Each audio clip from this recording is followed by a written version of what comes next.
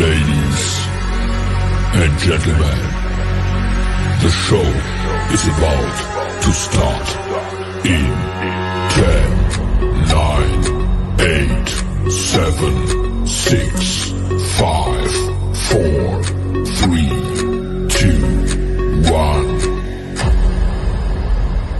Good evening. Welcome to another edition of that Millwall podcast.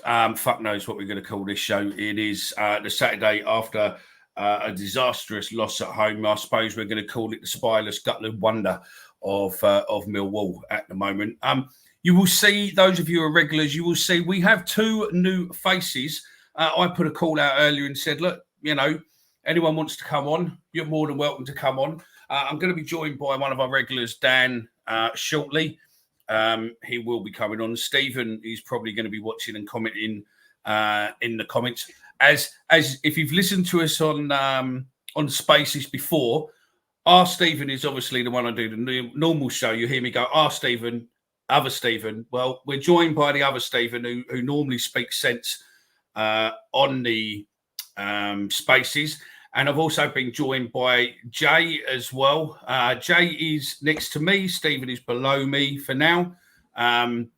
And I've sort of understand bits and pieces for what they're going to say. But I don't really know what's what to a degree, what they're going to go with. All I know is that I think we're pretty much on the same level. I think people like Cooper, you know, and obviously what Hutchinson has said past, you know, if you want to keep hold of a legacy and take that legacy forward, then unfortunately in this world we live in today, words are fucking cheap.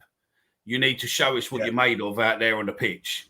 And if you can't turn up when the whistle goes at 3 p.m. on a Saturday, then I'm sorry, but you might as well just fuck off because you're pointless to us. I would rather to have you in the dressing room and just go, right, which one of you don't want it? And then just go, right, under 23 team, you replace him. You replace. Because I think the under 23s will play with a lot more fucking bollocks than our current team. But still, hang on. I really do think this is probably going to be a lively show. There's going to be a lot of opinions. Again, you know the way it works. You can get involved in a comment. And go from there. Let me just say one thing before we move. Joe Chats, I've not fully read your piece, but I saw your piece earlier. If you drop us a DM on Twitter, if you want to come on in a bit, mate, I'll drop you a link and you can come on the show and obviously speak about the piece you've written, mate. So yeah, let me know what's what, mate, and we can go from there. But Jay, the floor is yours, mate. Welcome to the show. Off you go. Thank you very much for having me. I just want to back off of what you just said about Jay Cooper and the statements that he's been putting out there. Talks a good game after he signed his contract. I, for one, was quite happy that he signed his new contract. I think he's been a good servant for the club. But when Jake Cooper does not play with Sean Hutchinson, Jake Cooper is the worst defender I've ever seen at the club. I don't understand how it gets so bad, but giving him the armband is another issue that is affecting him because he's not only is he out of form, but he's got this burden of the armband on it that he clearly doesn't want. He doesn't use either. I never see him talk. Do you think it's in his contract? I think personally it's a longevity thing. He's one of the first names, or was one of the first names on the team sheet under Rowett. He was performing at a pretty good level, I think. With Hutchinson, I think they was a really good commanding pair. We had a good defence. Yeah, really good servant, and he deserved the plaudits for the servant he's been, and he has been a good player for us. But when Hutchinson's not there, he is a different player, and he is the worst kind of that different player. I mean, the last several weeks, he's been nothing short of shambolic. He's nervous in his defending. I don't think he has trust in the keeper. Second guesses passing back to him several times. He calls the goal against Ipswich on Wednesday night, the first goal. He's second guessing himself. He just looks a shell of a man. Now, backing off what you said with the statements that he puts out and the statements that Hutchinson puts out, who's probably going to get off a bit light because he hasn't been on the field, you've got to back it up. Now, you can't, at the end of that game, after 90 minutes, wear the captain's armband and walk straight down that tunnel. Because that's what he did. I stood there 5 minutes after the game, and Fleming and a couple of others, I think Danny McNamara and Imaku, were the only ones who ventured over to the south stand. Because Cooper was straight down that tunnel. Now, if that's what you're getting out of your captain on a slide of 7 losses, or 8 losses out of 9 games, then there is no hope in that dressing room, because who else is stepping up? Who else is taking them by the horns and saying, we need to sort this out? I see Zian Fleming put a post up on Instagram talking about this next game, huge, arms around the players, stuff that you want to see, and you think, you know what, fair play, Char. But don't see anybody else. What they got to understand, and unfortunately, I think a few of these players don't. I mean, Cooper, Hutchinson, and Steve, at any point, feel free to come in, mate. But what I think they don't understand, people like Fleming, is that level of PR bullshit might work with any other club in the world. Yeah. We're Millwall, and we have a reputation for a reason. And if I'm honest, I think the reputation what Millwall has been sleeping for way too fucking long. Yeah. This Which new is the same reputation, isn't it? Yeah, the new generation and all that lot, and this fucking do-gooder bit and all that lot, it has taken the atmosphere to a playground environment, because the Den has always been a fucking fearsome place to go. Even with our caged walk for the away fans, it's still not a nice place to go. But when you got, away fans going, oh, the Den's all right to go to, really, and you've got people like Sheffield Wednesday, Ipswich, other teams what have come here this season and fucking outsung us. Yeah, that's half the problem, I think. But then that comes down to the players have got to give us something to cheer about. They've got to give us something to get behind. We only beat Norwich because Ashley Barnes won that game for him. If Ashley Barnes don't kick off and cause a ruckus and get the Millwall fans on our side when he's having a ruck with Cooper, we probably don't come out of that game. We struggle to give the fans something to shout about. When you want this spiral that we're on, you've got teams, like you just said, come into the Den and just rolling us over.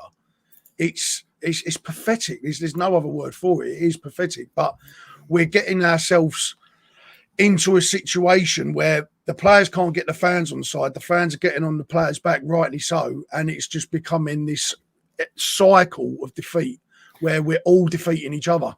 Our Stephen, who part of the show, obviously he's not in here today, but he's put a comment in, and it's a good. And I'll put it to you, Stephen. I'll put it to you, Stephen. Yeah, because you always speak sense, massive amounts of sense on the spaces. Stephen says, "Can someone please explain to me why we bring in a prospect in Adam Mayer, and then bring on Ryan Longman, a lone player, a whole centre reject, a whole city centre, reject." Who won't be there next season, and basically for what? Surely we want this young kid on to prove. Yeah, well, for me, I've got so much I could say, and normally I do have, and I'm kind of a bit gutted tonight. But as far as taking Lenny off today, of all the things I've seen at Millwall, I don't get that. I know he made 2 mistakes. I understand that. But I think it was wrong, but personally, someone's lacking a bit of confidence. He's probably been, if not our best player, one of our best players prior to the last injury.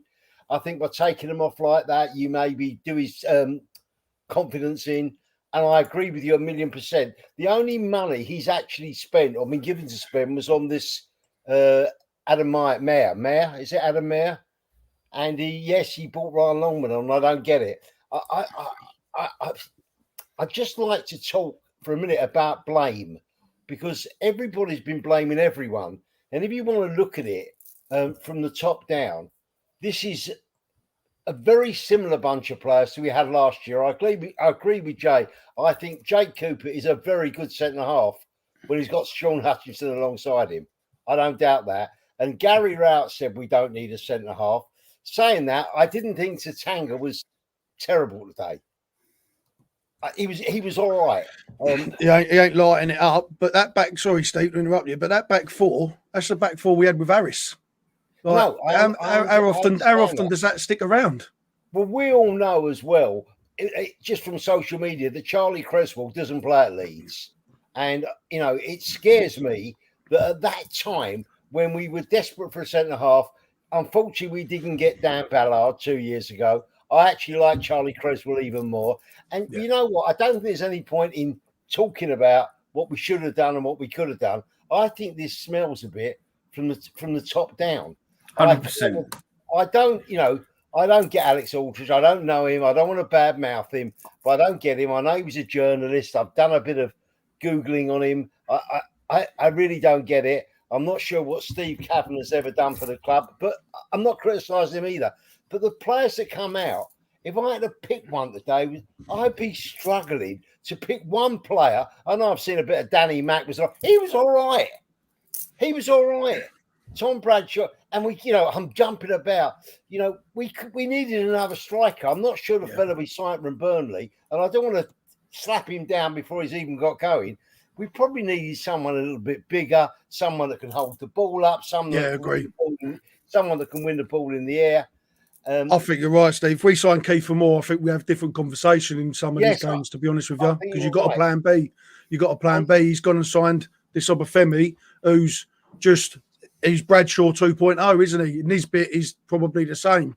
But Kiefer Moore would have given us a different dimension that if we are 1-0 down in the 80th minute, you can start lumping balls in the box. Well, we did it with Matt Smith, who, by the way, still getting goals. Do you know what? Perfect. I mean, I watched the street, and you know, you listen to what the guy's saying. You listen to different commentary, and they're like, they're saying you can see that the players want to take the ball through the middle. Yet what we keep doing is fucking 40-yard fucking passes. What aren't fucking no. You know, let's be honest. These guys aren't Beckham. They're not Scholes. They're not fucking. Right.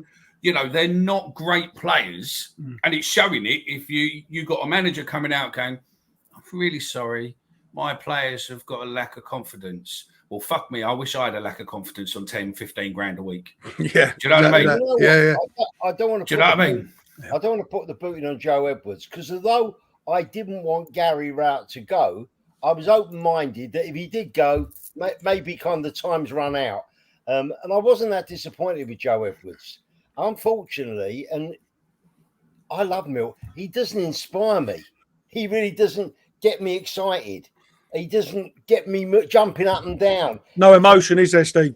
There's no, and we're an emotional club, for God's sake. Exactly.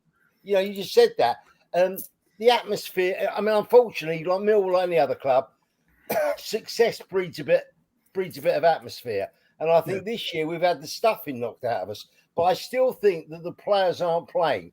I don't know how long Hutch is out. He's had another setback, hasn't he? He was due to be back the same time as Imaka. He had another setback this week. I don't think the club have actually said how long the setback is, but it's another setback to an aging defender with injury problems who's out of contract in the summer. Alex Mitchell was all right in pre-season. And if we're a bit thin on the ground at the back, why they let him go out, I do not know. Yeah, I like him. I don't know why there's some fucking idiot on Twitter fucking posting bullshit last night. I mean, yeah, I've reposted it and said, you know, if it's actually true, because it ain't. And I mean, I spoke to his dad, and his dad said, you know, he's got a little bit longer on his contract, but the problem is that Rowett never fucking spoke to him. So Rowett never fucking saw him, didn't really understand anything about him, and then just like, oh well, we'll ship you out again. Do you know what I mean? Who's the other kid they just sent out? Who was captain of the under-23s, also a defender. Who was that? That Alon Malachi, whatever he's gone, Sutton, isn't he, with Steve Morrison. And we need a left back, in my opinion. No, we need a left back. It's not like we're brimming with left backs and centre halves to send them out on loan. I think it's the age of these players. Well, you got Murray Wallace, you know, Cope was getting up there, Hutchinson, Joe Bryan. All these players are in the wrong side of 30. All of them out of contract.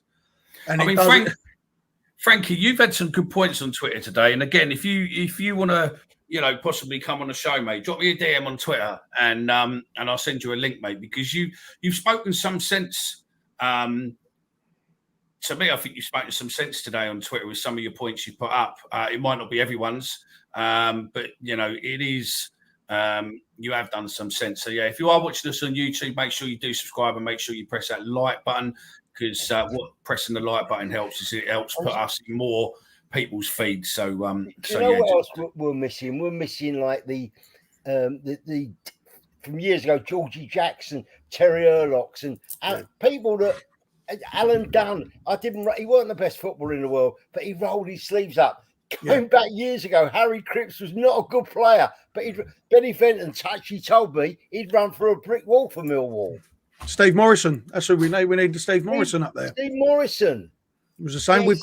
We've got no what they say dogs out on that field. The only one I think really does sort of give a little bit is Sav when he plays. Sam T. Well, there was nothing said at the press conference today.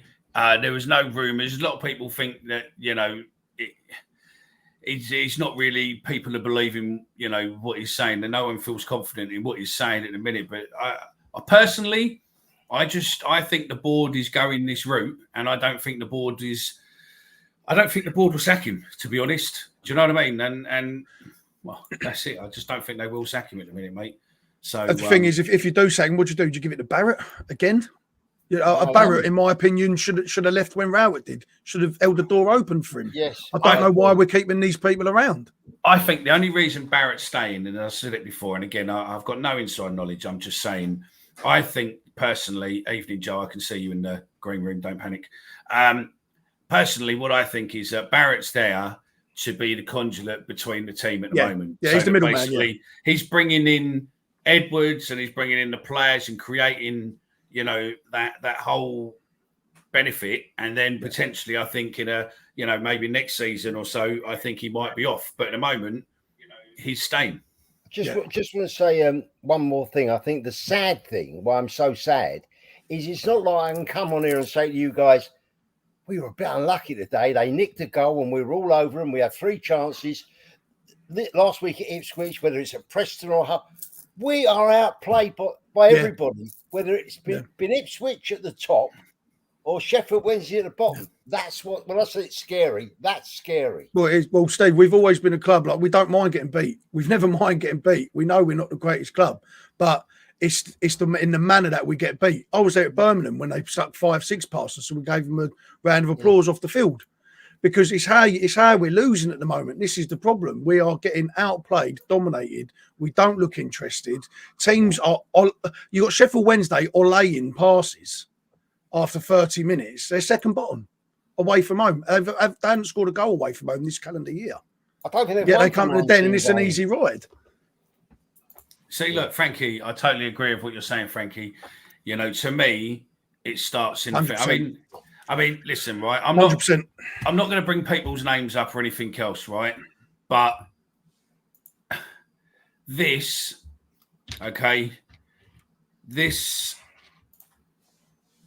Let me take that comment off so you can see it.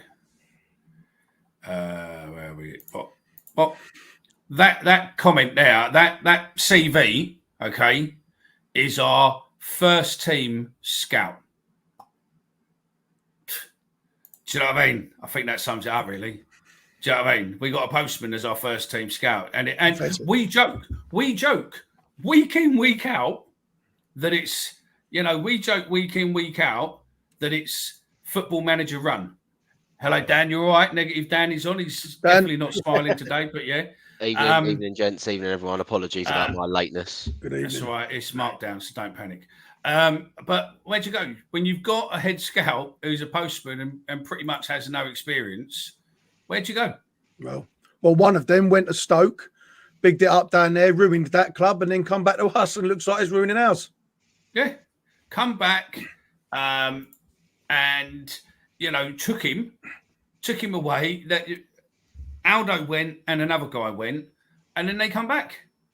I don't think it's about that, because I think that comes back a little bit, and I don't want to chuck Joe Edwards in the river. It comes back a bit to him, because I remember me and lots of us being really excited because of his contacts with the England youth at Chelsea and at Everton.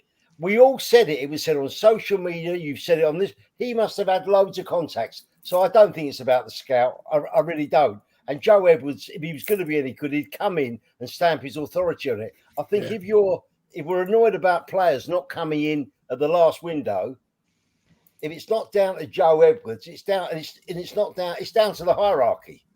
Yeah. Can I ask you one question, gents? All of you, and answer simply. Do you think that Joe Edwards has enough about him? Actually, do you know what I do? So I'll bring you in on this as well. Hey. Joe, you're all right, fella. Do you think that Joe Edwards has enough about him, considering that he hasn't really played football, to be able to have respect from the players?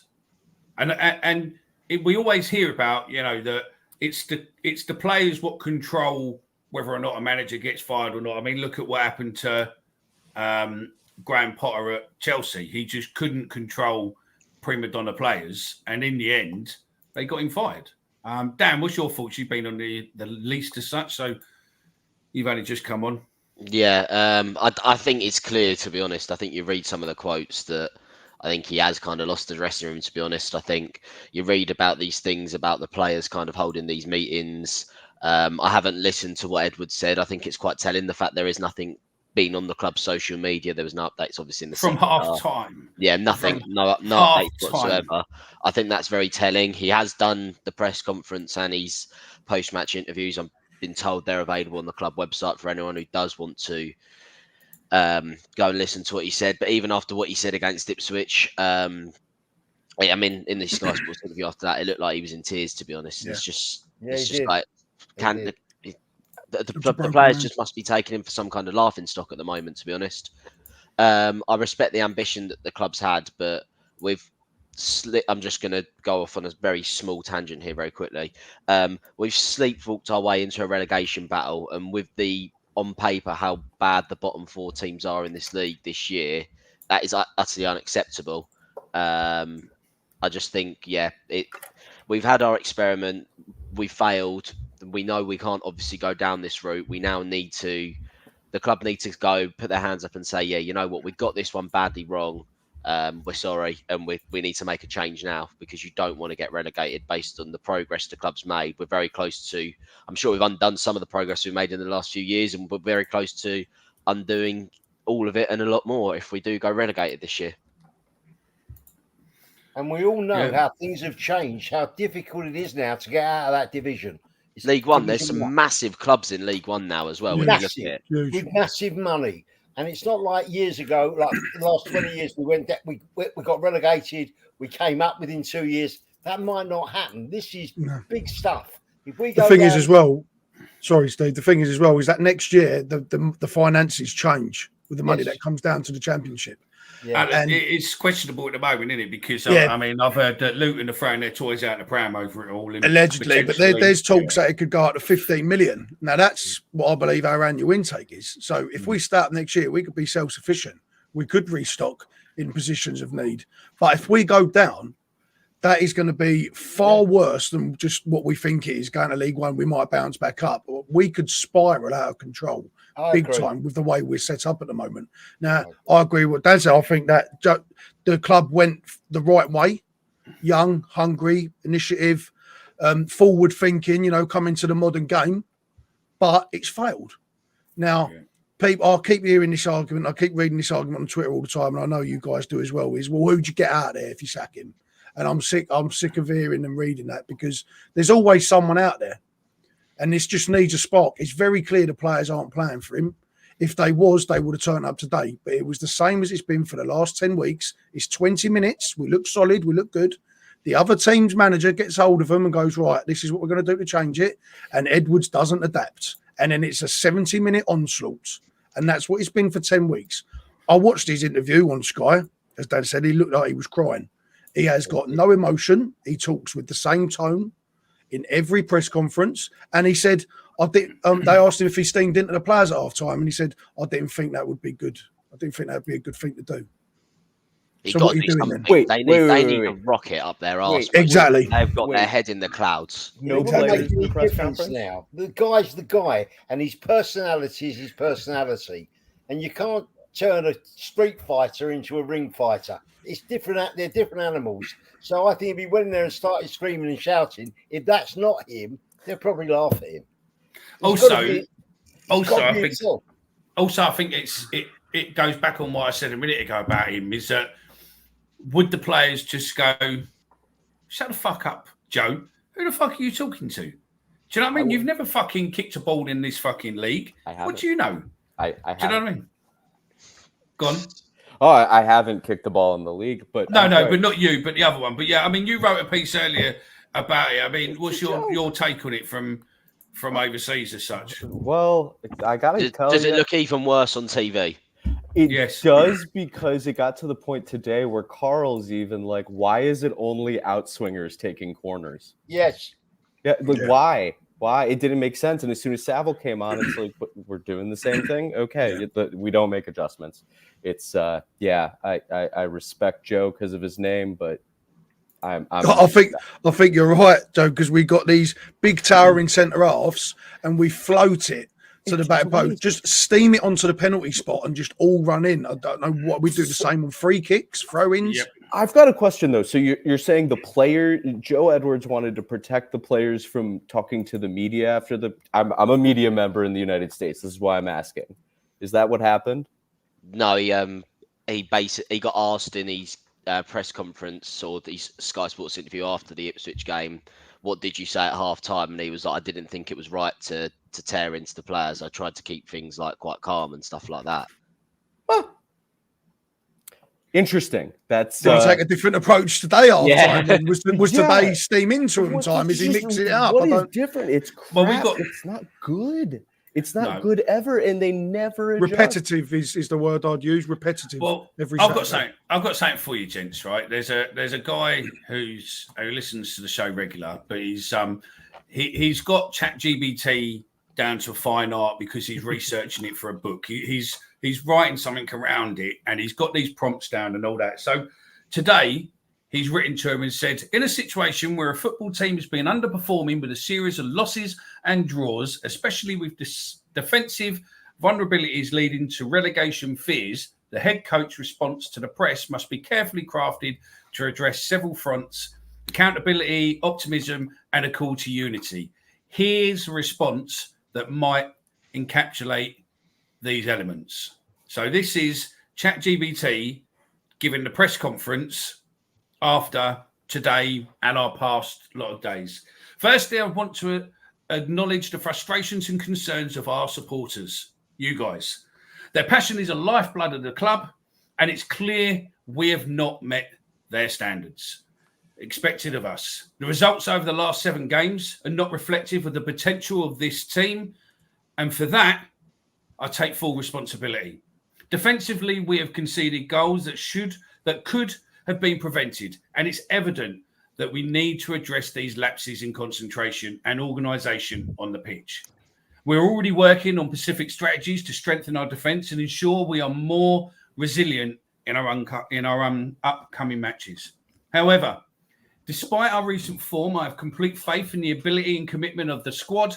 We've shown glimpses of what we're capable of, and now it's a matter of translating that into consistent 90-minute performance. Every player in the dressing room is aware of the situation we're in. And I've seen a determined response in training sessions. We're all committed to turning this around. To you, Millwall supporters, I ask for your continued support. It's in challenging times like these that your support is most crucial. We need to stand united as a club, from the players and staff to the fans in the stands. As for my position, I am focused solely on the next game and ensuring the team is prepared to fight for every point available. Our immediate goal is to improve our performance on the pitch, secure positive results, and climb away from the relegation zone. We are not underestimating the challenge ahead, but with hard work, belief, and unity, I am confident that we will achieve our objectives and secure our status in the Championship. And thank you for your continued support. Sounds familiar. Wow. That was a carbon copy of his interview, wasn't it? Pretty much, isn't it? Do you know what I mean? I'd say so. So, you know, it just shows to me that, you know, if ChatGPT can write something what's pretty much like that, then if our manager's doing pretty much the same, then unfortunately, I don't think people at the top, people on the pitch, people being the coach and managers, whatever name you want to fucking give yourself, you do not, one, understand what fucking playing for this club is, and two, what Millwall's about. Yeah. You just don't fucking understand it. Oh, Omar, look, fucking, that's you in it, Dan. You put that up, mate. But you don't know where you are, do you? I mean, you know, these people need to understand that you are custodians of our club. That's it. End of. Yep. Yeah. You're not here for life. And to be honest, the way you're playing at the moment, I'd rather you just fuck off. The way they're playing at the moment, they won't be here tomorrow, or at least someone won't be. Well, there is that. I mean, this is the second game in a row that Millwall media have not put out a post-match presser. There's no training videos being updated. They're stopping updates at 30 minutes into the game. It is going through the club, the despair.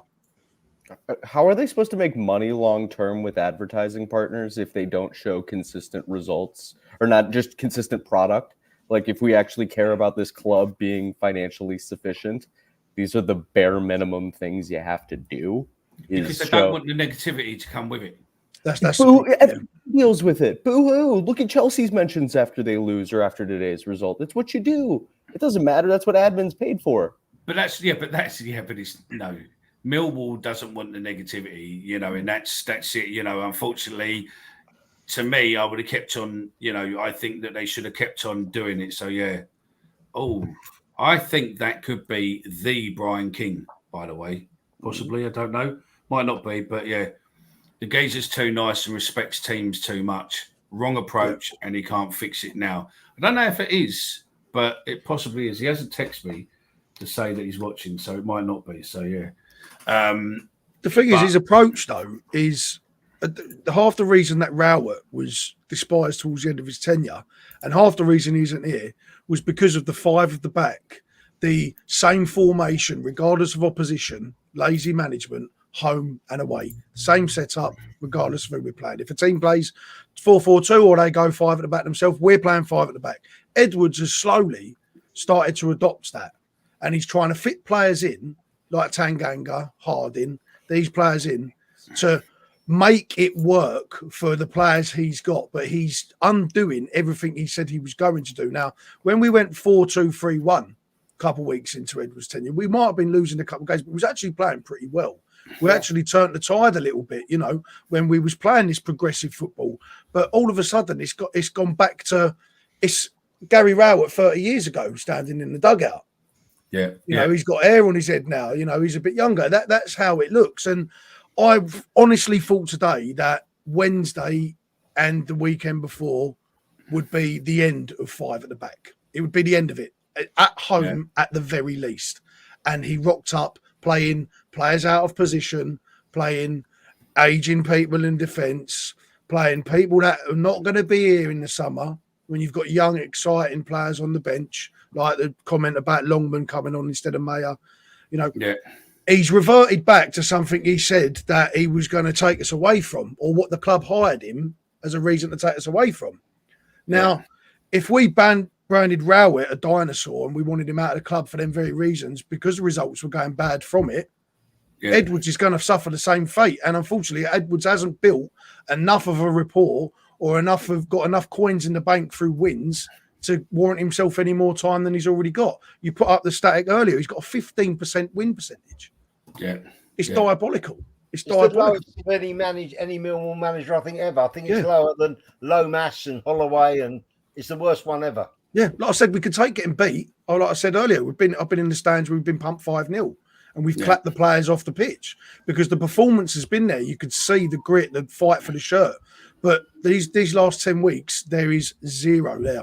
I'm going to play what the BBC. Let me play what the BBC have put out today from him. Hopefully, it'll play. Goes against us, like conceding the first goal, and we don't respond well to it. And you can see a bunch of lads that have got a lot of commitment and a lot of good intention. Here we go. We're starting. Well, Joe, another disappointing result after a tough week. It's not so much a slide, more of a helter-skelter at the moment. You've got to get back on top and make that ride a good one to the end of the season. Yeah, it's going to be difficult. We're in a period where confidence is clearly at a low, which is understandable. You see it in the players when they're out there. There's a lot of good intention. There's a real good attitude before every game, but then there's moments in games where we can kind of feel that it's not coming off as cleanly as it was maybe 5-6 weeks ago, or a moment that goes against us, like conceding the first goal, and we don't respond well to it. And you can see a bunch of lads that have got a lot of commitment and a lot of good intention. Then the game just looks more difficult for us at the moment than it should be. And we're getting punished again. 2 shots on our goal, 2 goals. And then everything we're trying at the top end of the pitch is not quite coming off, a bit fizzling out. So, difficult period. I'm sure it's not going to get any easier very quickly. So we have to stick together and keep fighting. When you're involved in a dogfight at the bottom of the league where you don't want to be, it's important to beat the teams around you, but you had the first 20 minutes maybe have more control of the game, and it was that goal that really almost broke the hearts of some of certainly the fans and probably 1 or 2 of the players. Yeah, and it's a familiar story that for us, of, whether it's been starting the first 20 minutes well or actually getting the first goal and then not hanging on to it. And like you say, from between both boxes, that's where a lot of the game takes place, and there's not many teams at the moment, barring a sort of 20-minute meltdown against Ipswich in the week after their first goal. There's not many teams that are completely dominate us between the boxes, or we're second best in every department. That's not what's happening. We're giving a good contest in all of the games, but we're just not doing anywhere near enough or showing a high enough level in both boxes, and we're getting punished for that. And settling down the positional play and settling down the personnel is not easy. He made plenty of substitutions. Bannon seemed to make a really big difference when they were playing. They were really playing well through him, and he had to try and stop him playing. Yeah, we did, and that's kind of, you can get in that position where we start with a formation against Ipswich in the week that's worked well for us for a period in around the Christmas period, and it's not going well, so you change it against Ipswich and then you change back, and it gets to that point when you find yourself 2 or 3 down in games and you have to make changes just to give it a different look. You see some things that look like they could give you a bit of hope, but equally you can't be coming away too much from what the players are used to, what they're most comfortable with. And we've been in that rut a bit, partly not helped, but caused by a lot of injuries, suspensions, illness now we've got as well, where it's not easy to pick a settled team or even pick a team that fits a lot of the players' strengths. But that's the job, and we're trying.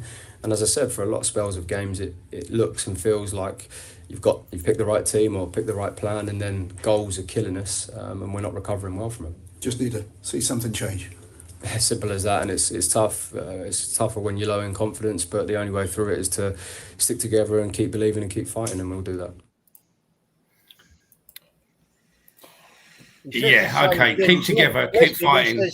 He says the same thing virtually after the end of every match. Word salad. He sounds like he just wants to get that interview over with as soon as possible. Yeah, absolutely. If he gets through that interview, it's a win for him.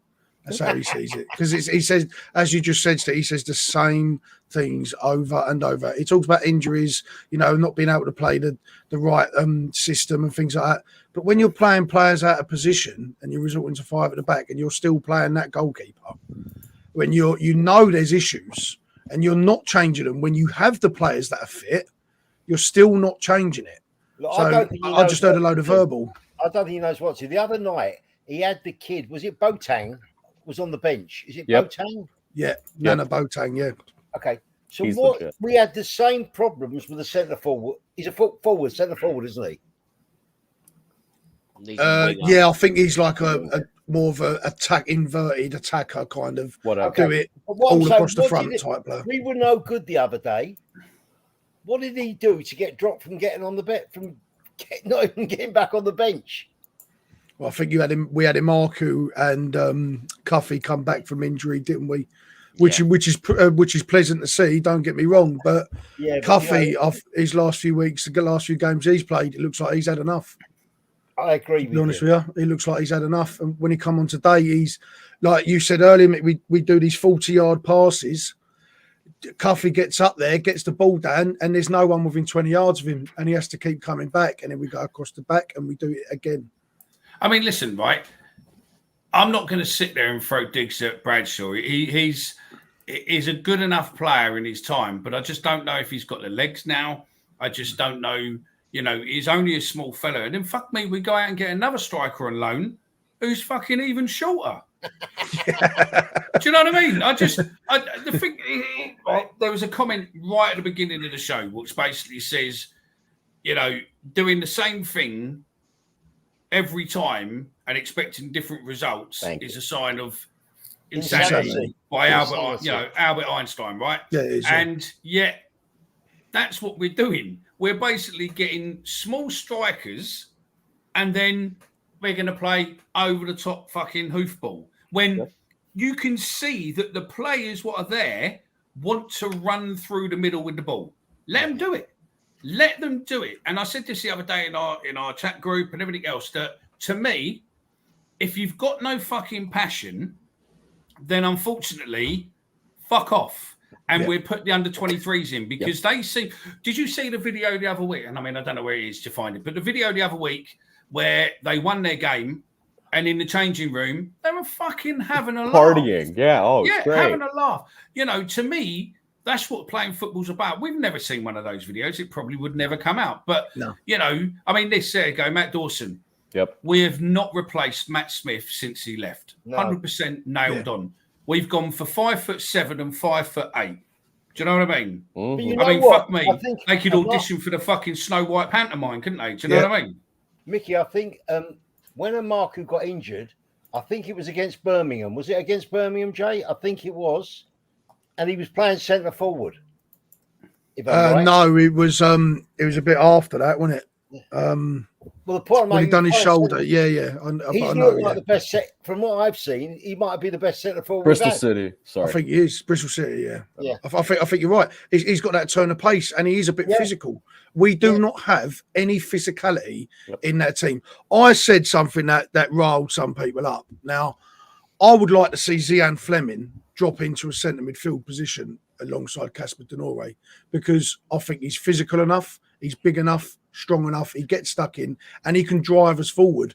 As Mick said, it's very clear we want to drive the ball forward. When Casper gets that ball, he looks forward through the middle all the time and he has to look up again and spread it wide because no one is getting behind the defender or making that forward run. Now, he's got to change something up to bring more physicality in the side because it's very weak. I remember the days of Harris when he'd feel a nudge in the back and go over. We're not even dirty like that anymore. We're too nice nowadays. It's like, we give away our fouls. No one's getting in the referee's ear. No one's trying to up the tempo or stick someone in the stands. The only one who I see it do that at the moment is Danny Mack.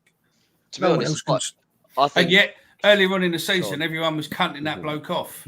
Great defender. Not a fullback. If you could pair him and 100%. Cuffy, merge them into one player, him and Cuffy, you'd have the perfect. It shows where we've ended up. Everyone was slagging off Danny Mack. I wasn't. He was great. But I think he's brilliant. He was all right today. Yeah, he was. That's all he was. He was all right.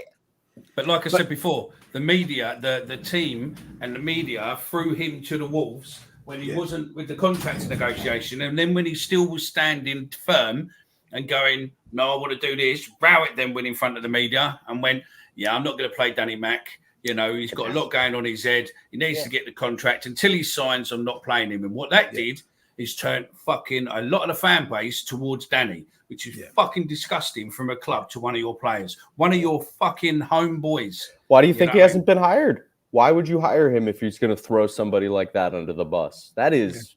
I'll be honest, Rowett looks unwell. He looks unwell. I don't think anyone hired him at the moment. I see him on Sky the other day. He looks really ill. Who's that, Rowett? Gary Rowett, he looks really ill. But like you said about throwing Danny Mack to the Wolves, he's been a scapegoat for 3 managers now. He's been a scapegoat. Harris scapegoated him. Rowett did, and Edwards has at times. It was like Jimmy Abdou. Whenever we got a new manager in, they always try to out Jimmy Abdou. And then they'd go, we'd start to lose games and realise, actually, I haven't actually got anyone who can do what Jimmy Abdou does, who doesn't really do anything, but just sits on someone for 90 minutes and is a pain in the arse. And that's like Danny Mack. Danny Mack is not great going forward, but he will stick someone in the stands and he will run his arse off for 90 minutes. Whether he gives you a 6 out of 10 or a 10 out of 10, it ain't for the want of trying with Danny Mack.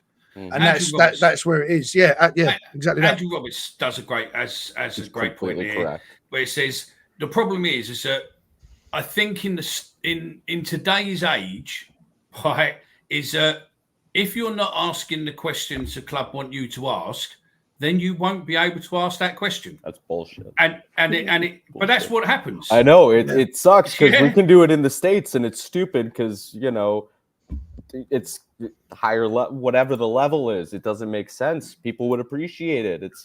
It helps build your club if you get better things and you get better quotes. But they just Invite me to a press conference or invite one of our team to a press conference, Millwall, and let us ask 2 questions. And I guarantee it won't be the same as what you normally get. That is the problem, and they get off really light. I mean, the interview is exactly the same every week, whether it's win or lose, and the answers from Edwards every week, as it was with Rowett, is exactly the same, win or lose. It's get out. The problem is that, and I understand that you don't have people around the club, but if you look at the club, most of the people what are in there now aren't necessarily Millwall fans. Yep. I mean, Max, as much as he wants to, say that he gets Millwall and you never understand Millwall. Not in the same way as someone who's been supporting them for years and years. He was at Port Vale and then he's come here, and I don't know what team he supports, but it's probably not too hard to find out. But I bet most of them support, Premiership clubs as such. But the problem is that you can hear that in the way he talks and whatnot. To me, wall talk should be done solely by Mark Litchfield, because Mark Litchfield is a family full of Millwall fans and he knows the history inside out. Let him do it with an ex-player. But, it's like Webster. Webster isn't a Millwall. He's a nice bloke, but he's not a Millwall fan. He knows Millwall, but he's not a Millwall fan as such. So, I don't know. It's just, I don't know. I mean, we'll move it on while you got the panel there. If Bailey's put loads of West Ham fans, yeah, maybe. I don't think Edwards is going to get fired. I don't. I just think that the club's possibly invested too much in, and that's the way they're going to go. Because I don't think they've got money, so I think they're looking at developing youth, sell youth, make money, reinvest, go through there. Manager-wise, Chris said the other night, obviously Alex Neil, and someone did say it a minute ago, and something else, but it was Nigel Pearson was the other, and Michael someone, wasn't it? Michael Duff. I was on the train home with Chris. You got Steve Cooper's out there. I don't think we'd get him. To be honest, I think if I had to have my pick now, and this is a really, really sad pick, but I think it says where we're at. If I had to pick someone to come into the end of the season who's available, I'd ask Sam Allardyce if he wants to come in. And I know it's a really sad thing to say, but if you're looking for someone who's a firefighter who can keep you up from now until the end of the season, he's got as good track record as anyone, and he knows the club. Yeah, agreed. Paul Heckingbottom's out there, but that would be a long-term thing. I mean, Sam Allardyce, I get what you're saying about Sam Allardyce, but don't forget, he managed Vermin as well. He was shit with Leeds. He Yeah, had real talent with Leeds and did nothing with it. That's true. Like it go through those. You've got guys starting at Juve. You've got guys starting at Bournemouth who he had at Leeds and did nothing with. I don't want Big Sam. Let Razor go in and fucking tell the players what it is, mate. He's a Millwall fan. He's got a Millwall line on his arm, mate. That'd be quite funny. Just someone with some passion, some effort. It's crazy, right? We all went nuts for that video, that little GIF, however you want to call it, of Joe Edwards nodding at the fans at Coldblow Lane. That one little thing. The fact that was the quote unquote passion we saw out of him in the good times. He looks sad. Told us everything. He looks sad all the time. They showed him on the big screen at the Den. He's not a personality. He clearly doesn't have the respect of a locker room because what the hell has he done? He was somebody's boy at Chelsea. Joe. Fuck your States chat. It's a dressing room, okay? It's not a fucking locker room. My mistake. I think Edwards. I didn't even think about that. I thought you were going to yell at me about that. I think Edwards, for all that he has, obviously, like I said earlier, he hasn't played. He's been a coach forever. I think Edwards is good at being told what to do by other people. When he's been given the reins himself. I don't think Jose Mourinho played for anyone. Arsene Wenger didn't. I don't think it's about that. you guys are also talking about man management. You know, we're saying that maybe he's lost the dressing room a little bit. You don't have to be a footballer. No. He's got the knowledge. It doesn't matter who he played for. Yeah, I agree with that. And I actually don't think he has lost the dressing room. I just don't think he has answers. I don't think he actually knows how to. I mean, he talks a really good game, and I'm sure he has all these great ideas. He's been around a lot of great managers, a lot of great teams for a very long time, and I'm sure he has. You don't get that far as he has in coaching and stay at clubs like Chelsea and get retained if you haven't got some progression or something about you. I think he's got the ideas. I just don't think he knows how to get them across.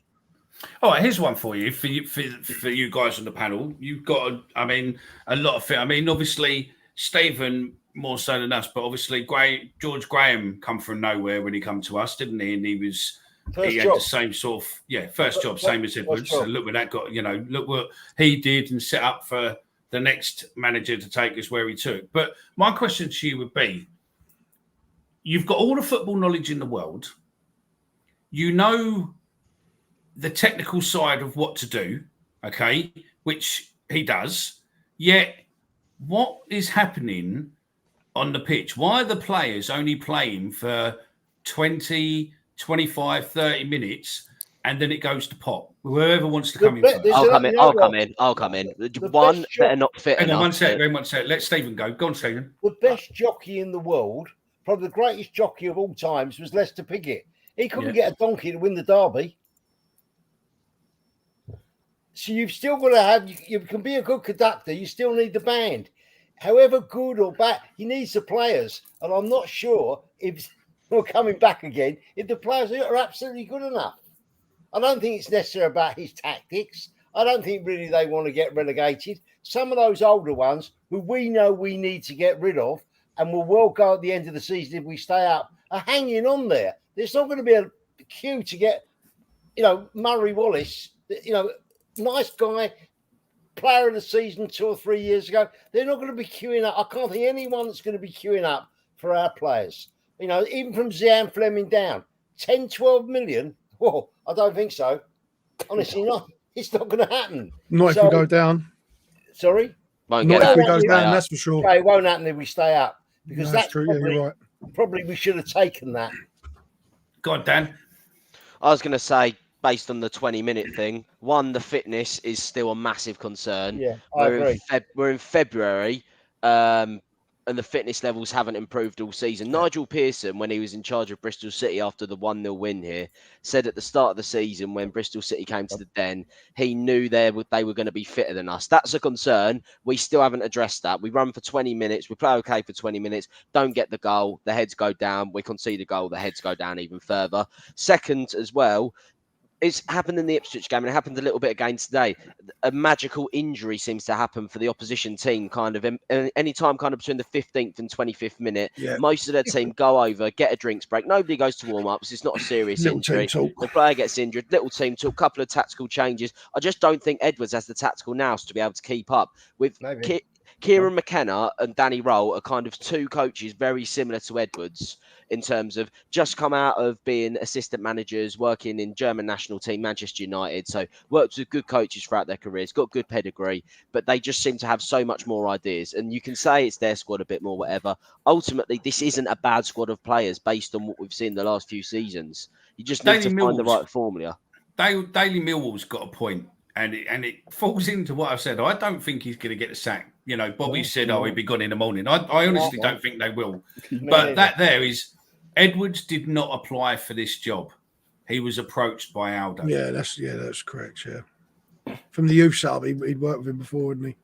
Yeah, so if he was approached for this job, then it means that potentially he ain't going to get fired because they're looking at a longer process. Also, do we know how much money James Barrelson wants to spend right now? It's still it's been less than a year. Well, what did we give him? 3-year deal?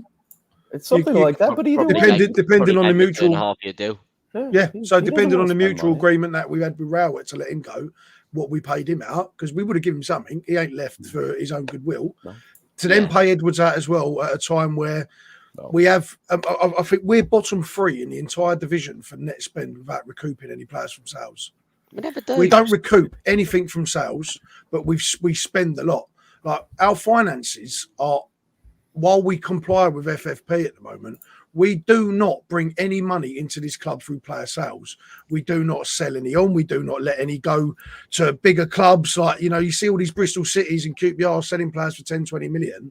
We recoup nothing for these players. Like, we let them go. We've got 5 senior players out of contract in the summer. We need a massive rebuild. It should have happened after Blackburn. And if firing Edwards now, I don't think we're going to have the finances to pull it off in one season anyway, if we stay up.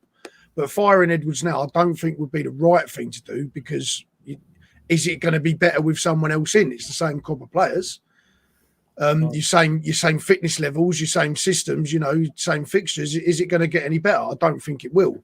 And I don't think personally they want any spart on their face from firing him so soon after, especially like as that comment said, that Aldo was the one who approached Edwards to apply. So I think we're in a much deeper situation than we actually think we are, not just bad results on the pitch. I think from the board down, it's rotten in multiple areas.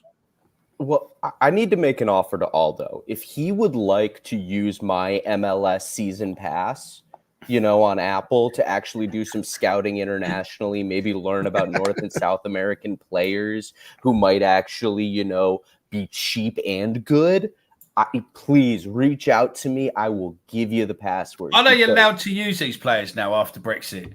I can't remember how many you're allowed to. Figure something out. To be fair, mate, Aldo's probably got a fire stick, mate, with every. I figured it out with the fire stick, so it's not even an excuse. I must just say something while you're talking about that.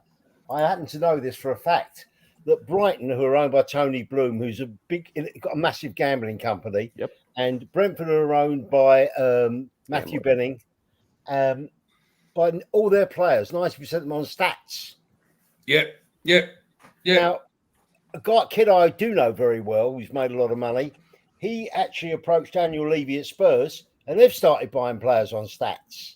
Yeah. So I'm not saying you have to move with it. I'm not sure how important it is to have those scouts, whether he's a postman or a university lecturer. I'm not sure how important it is. We have to move with the times. I know of someone who gave the club 8 names of players playing overseas, and those 8 players, so I was told, that we could have brought them for around $1 million to 1.2 million, and those players have gone on and been sold to various clubs for circa around £100 million. Look, we're not very good at that. This is about basic trading. How many of you guys have heard, me included, have heard of Caicedo 18 months ago? Well, yes. Yeah. But if you're in football, you should know this, though, shouldn't you? No, but what I'm saying is he wasn't a household name. Look at the people that Brighton and Brentford have sold. I got a phone call from a friend. This is the absolute truth. Who works for Matthew Benning. He said, in your opinion, as a Spurs fan, as a Millwall fan, God forbid a Spurs fan, as a Millwall fan, he said, what do you think of Alan Dunn? So that's where they were. Because do you remember when Dunny went there? Yeah. I don't know who that's from, but it says there your psycho's been in a relationship with me, and he tells me it's the players as well. What do you mean? I've got no idea what that means. If you want to elaborate on that, more than welcome. So. Thing is, like what you just said, that these clubs like Brentford and Brighton, they recruit well, they sell them well. It's happening more in the Championship now. Look at Middlesbrough; they just got that geezer, that Rodgers. He's played about 12 games for them. Just sold it to Aston Villa for 10 million quid. Bristol City selling players for 25 million quid. We had one. Exactly. We don't know how to do Harris, to quote, said he wasn't a Millwall type player, and they let him go for nothing. Yeah, let him go. You got Bristol City selling players for 25 million. Yes. Blackburn have just sold a defender for 25 million. What our academy is, from my understanding and from what I've seen, is not a bad academy. It's a good academy. We produce good players. Why are we not seeing this as an avenue to bring in some finances, bring these players through, let them help us, and then they help us in the long term as well as as the now on the pitch? Because we failed to do that. We've never done it. No, that's it. I mean, something I'll come to that in a sec. But Mill Holdings says to ask you, Stephen, name an English-born manager who has never played the game, if you can. Who's I'm this going to go. Oh, that's what he's asked for you. Someone's asked you if you can name an English manager who's never played the game, who's currently managing football but never played the game in one of the things. I don't know if there is one, to be fair. No. I agree with what Dan Riggs says. I agree with what Frankie says. Cav and Aldo are pulling. They're in charge, mate, and that's it. Always has been, and you're not going to change it. Who did Graham Potter play for? Yeah, maybe. Yeah, I don't know. No, he didn't play, did he? I don't think he's played at all. He did play at he played at quite a low level. I'll find out now. He did play, but it was He played at Birmingham. It was maybe a bit hot. Maybe that's a good question there, isn't it? Jonathan Fraser's put the question is: did Aldo hire Edwards for the good of Millwall or for the good of Edwards' career? Well, for the good of Aldo's, by the sounds of it, as well. Do you know what I mean? Because then he's safe, isn't he? As long as Edwards there, he's safe. It looks like this one here is just a troll. So we're just fuck them off. So they're gone. I do like it when trolls come near because I have the power to just ban you and I don't care. Can I ask what we do with Norton Cuffey for the rest of the season? Do we start him in front of Danny Mack and just see what happens? Because those are our two guys. Does it jeopardize the development of Essa and Amaku or Maya? If it jeopardizes their development, then there's an argument no. It's not our player. It's about staying up. Yeah, it's about staying up. I can't play Wrexham next year. I'm not mentally prepared for that. I like the game there away. There was a fault that I had a few, when things were going well, was that during the summer. I mean, even in January, I'd be picking the phone up to Arsenal, going, right, how much do you want in the summer, or will you let him come back to us for next season on loan? Like, get that done now. But the way it's panning out now is he'll be going back, and that'll be the last we see of him. And as you said, the development of the players that we've got. Do we jeopardise that? Edwards has already been jeopardising it with your likes of your Longmans coming on, and people instead of Meyer and our young players that we've got, we're already jeopardising it ourselves without that. What point does it get to where we say, right, we can now start to bring these players through and play them in the positions that they're meant to be in because they want to be at the club and they're here on long-term contracts, not hot guns for hire, and not players that are going to be leaving the club in 6 months. I don't care what league we're in; they're not going to be here. And this is the problem we got. We've got too many loans and too many players out of contracts. That squad was full of them today, full of them, without a care in the world. And the only ones who did put the effort in, Danny Max, people that are under contract, your SAs, your Mark, who's really come on, players that know they're going to be here, that think, I want to play in the Championship next season. And the only way I'm going to do that is with Millwall. They're not thinking like that, these other players. Zian's got a year left on his deal. It's that I think that is a massive problem that should have been addressed a long, long time ago. In January, the beginning of the season. I mean, I agree with you on that. I mean, let's go back onto that subject there. Is that we've got obviously potentially 10 players this season what are going to be going at the end of the season, 5 on loan and 5 thereabouts. I think that's right, isn't it, Dan? What are out on loan. Yeah, we've got 5 players on loan. Yeah, I don't know exactly who's out of contract, but that sounds about right. Why have we never really, under Rowett and now under Edwards, why is it that we've never really gone out of our way to replace Harris's team or players from when Harris was here? Which is what, 3 managers ago, which is what, 6 years ago now? 5-6 years ago? Yeah. Why have we still got players? Why do we still seem to keep hold of players? Do we need to show them loyalty, or what? We showed too much loyalty. Because that's why we're in this position. That's why we're in this position now, because we've showed too much loyalty and we're still carrying some shit from other squads. Yeah. Someone put it in the comments earlier. We've still got like 6 players from Harris days in the squad. That back four today was the back four that ended the game today was Harris's team. That's Harris's back four. Stephen and them were talking about it on the last show. You got to replace something, and they haven't replaced shit. No, nothing. How many teams nowadays have that longevity with players? Players move on all the time. And these other teams around us have seen the light and they're starting to sell high, whereas we're buying low. And these players are getting to a point where we can't recoup anything for them. Right? They'll either sign a new deal here and they just die at the den, or they leave on a free. And we're not in a progression where we have a system in place where it's bring someone through, they do really well, they help us in the league, and then we move them on. And we do it like a checkout. It's like we've bought you're here for life.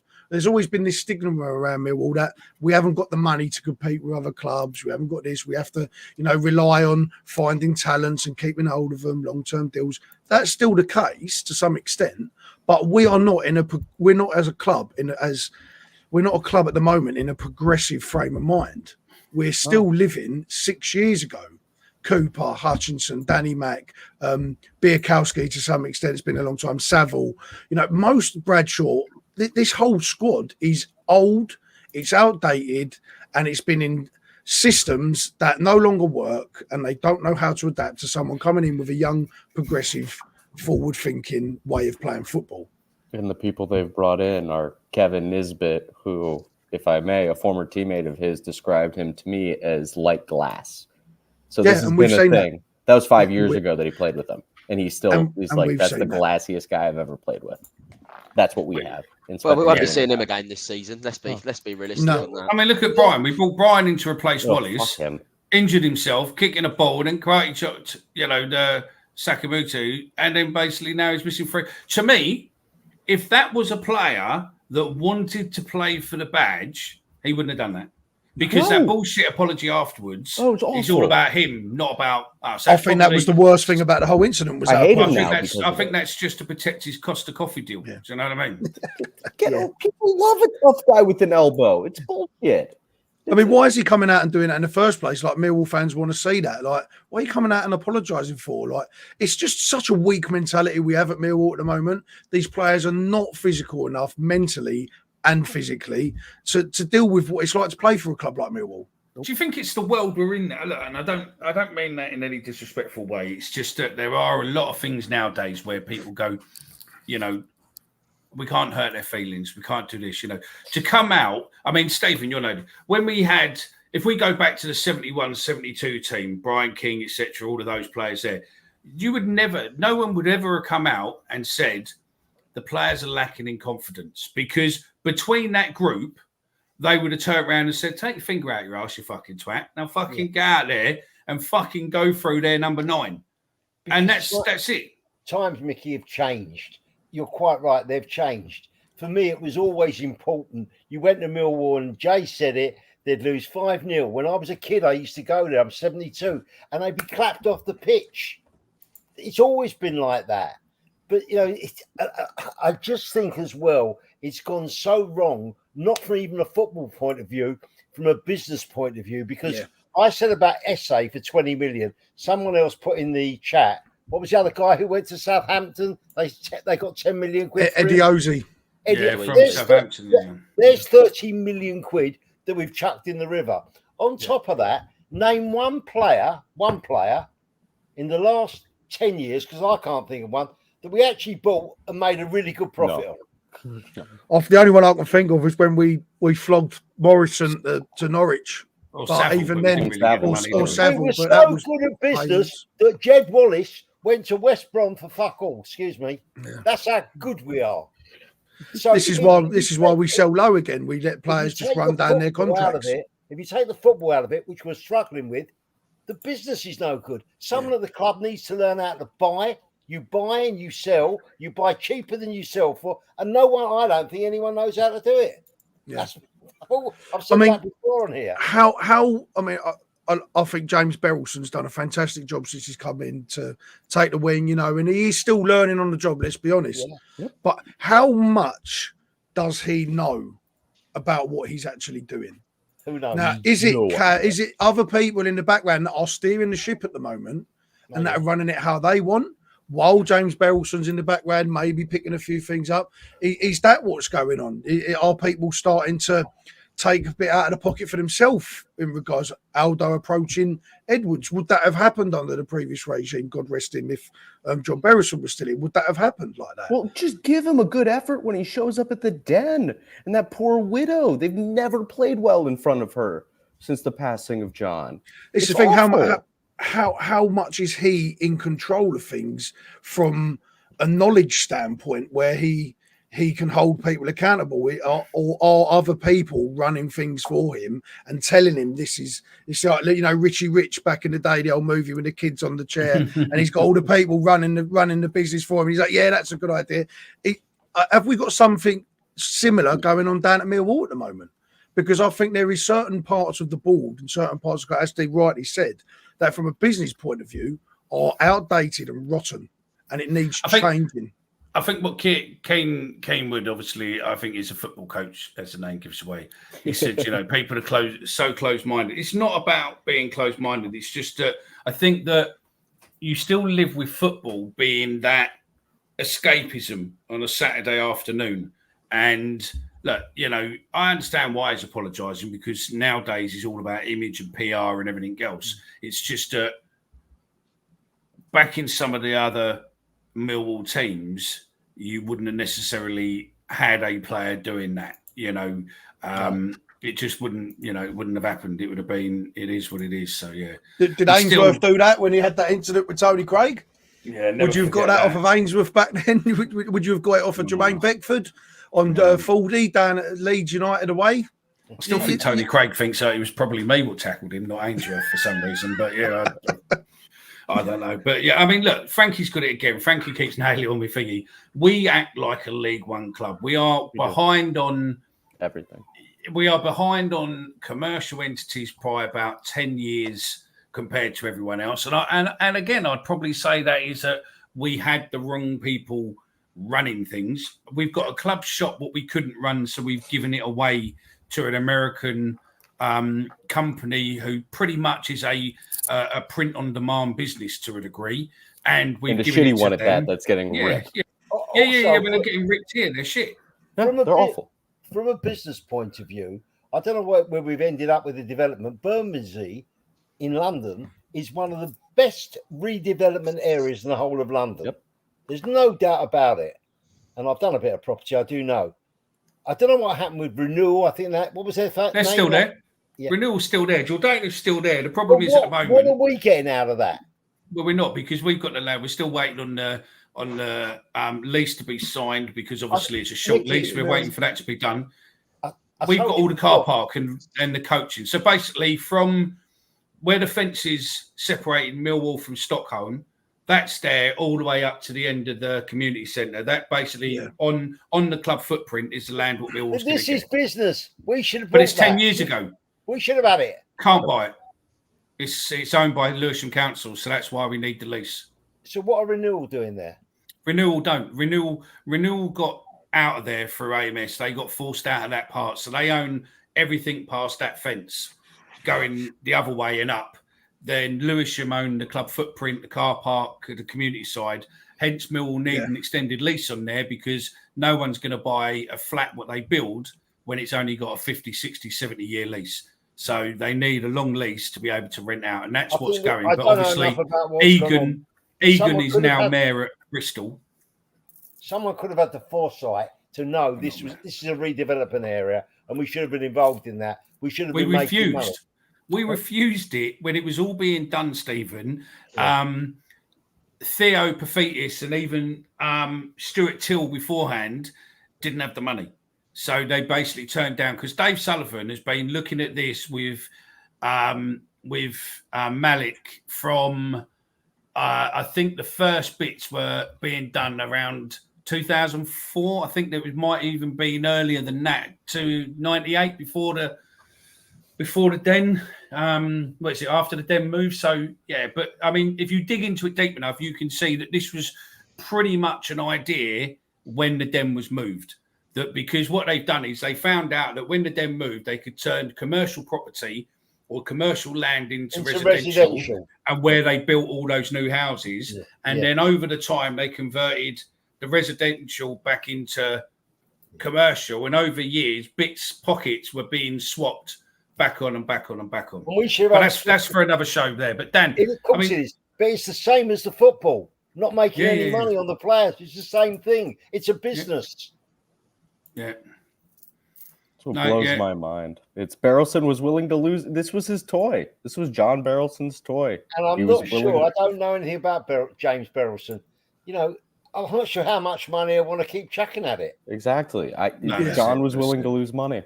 Who knows? And he did. He did. He's put about 100 million into this club. So let's go back to the football rather than there. We do another show on that if you want, mate, because I've fucking done so much of it over the last 10 years, mate. I've wasted too much life knowing the ins and outs of a duck's arse on it. So we can do that another time. To be fair, I know more about the regen and renewal in fucking Lewisham and everyone else around it than Dan will back me up than my football knowledge. I'd like to talk to you about that.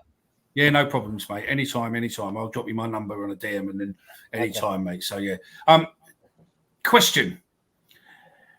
Is it that Millwall never plans for the future? Yes. I don't care who wants to come in. Yes.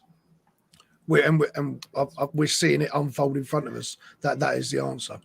With the contract situation, with no one in behind to replace them, we're seeing it. I think wholeheartedly, yes, without question. Ever since they kept Tom Bradshaw after somehow scoring 17 again in his career after only doing it at Walsall. I love the fact he scored 17 goals, but what did he do 5 years before that? And what's he done the year after it? Yep. You know, I love Murray. He's been this healthy this year. Yeah, I love Murray Wallace. I love Sean Hutchinson. You know, I love these players. They've been good servants for the clubs. Jake Coopers, your George Savills. There is no plan behind any of these players. You know, we had your Ben Thompsons, we've got your Billy Mitchells at the moment. You know, we've had some young players that they just get shipped off because they're easy, as we said earlier, they're easy scapegoats. They're youth players, they've come through, they don't know no different. So it's easy to drop these players out and then we ship them on. There is no plan in place for when Hutchinson, Murray Wallace, Joe Bryan, Tom Bradshaw, George Saville, when these players leave, who is there? Because there isn't. We've got a couple youth players, Imarku, Malachi out on loan. Who else is there? There isn't really. Dan, there isn't. Yeah, even down to the goalkeeper. Where's this progressive goalkeeper? We had. I think at the start of the season, I think we had like 6-7 goalkeepers on the books at one point, and they're all gone. And we've got Bart and Sarkage again. And it's like, where's the youth behind them? Why is there not a young keeper on the bench? I mean, there was a lot of rumour, wasn't there, that the only reason that Esse was offered a full-time contract was potentially that he was looking and being scouted potentially for a Prem club because they've been spotting him through the under 20 England setup, and then all of a sudden he's on a contract. But I mean, what we need to look at, and I think it's probably what Edwards will end up trying to do, is bed some of these youngsters, because he said it on the interview with Mayer, whatever his name is, that this is about, we're looking at the future.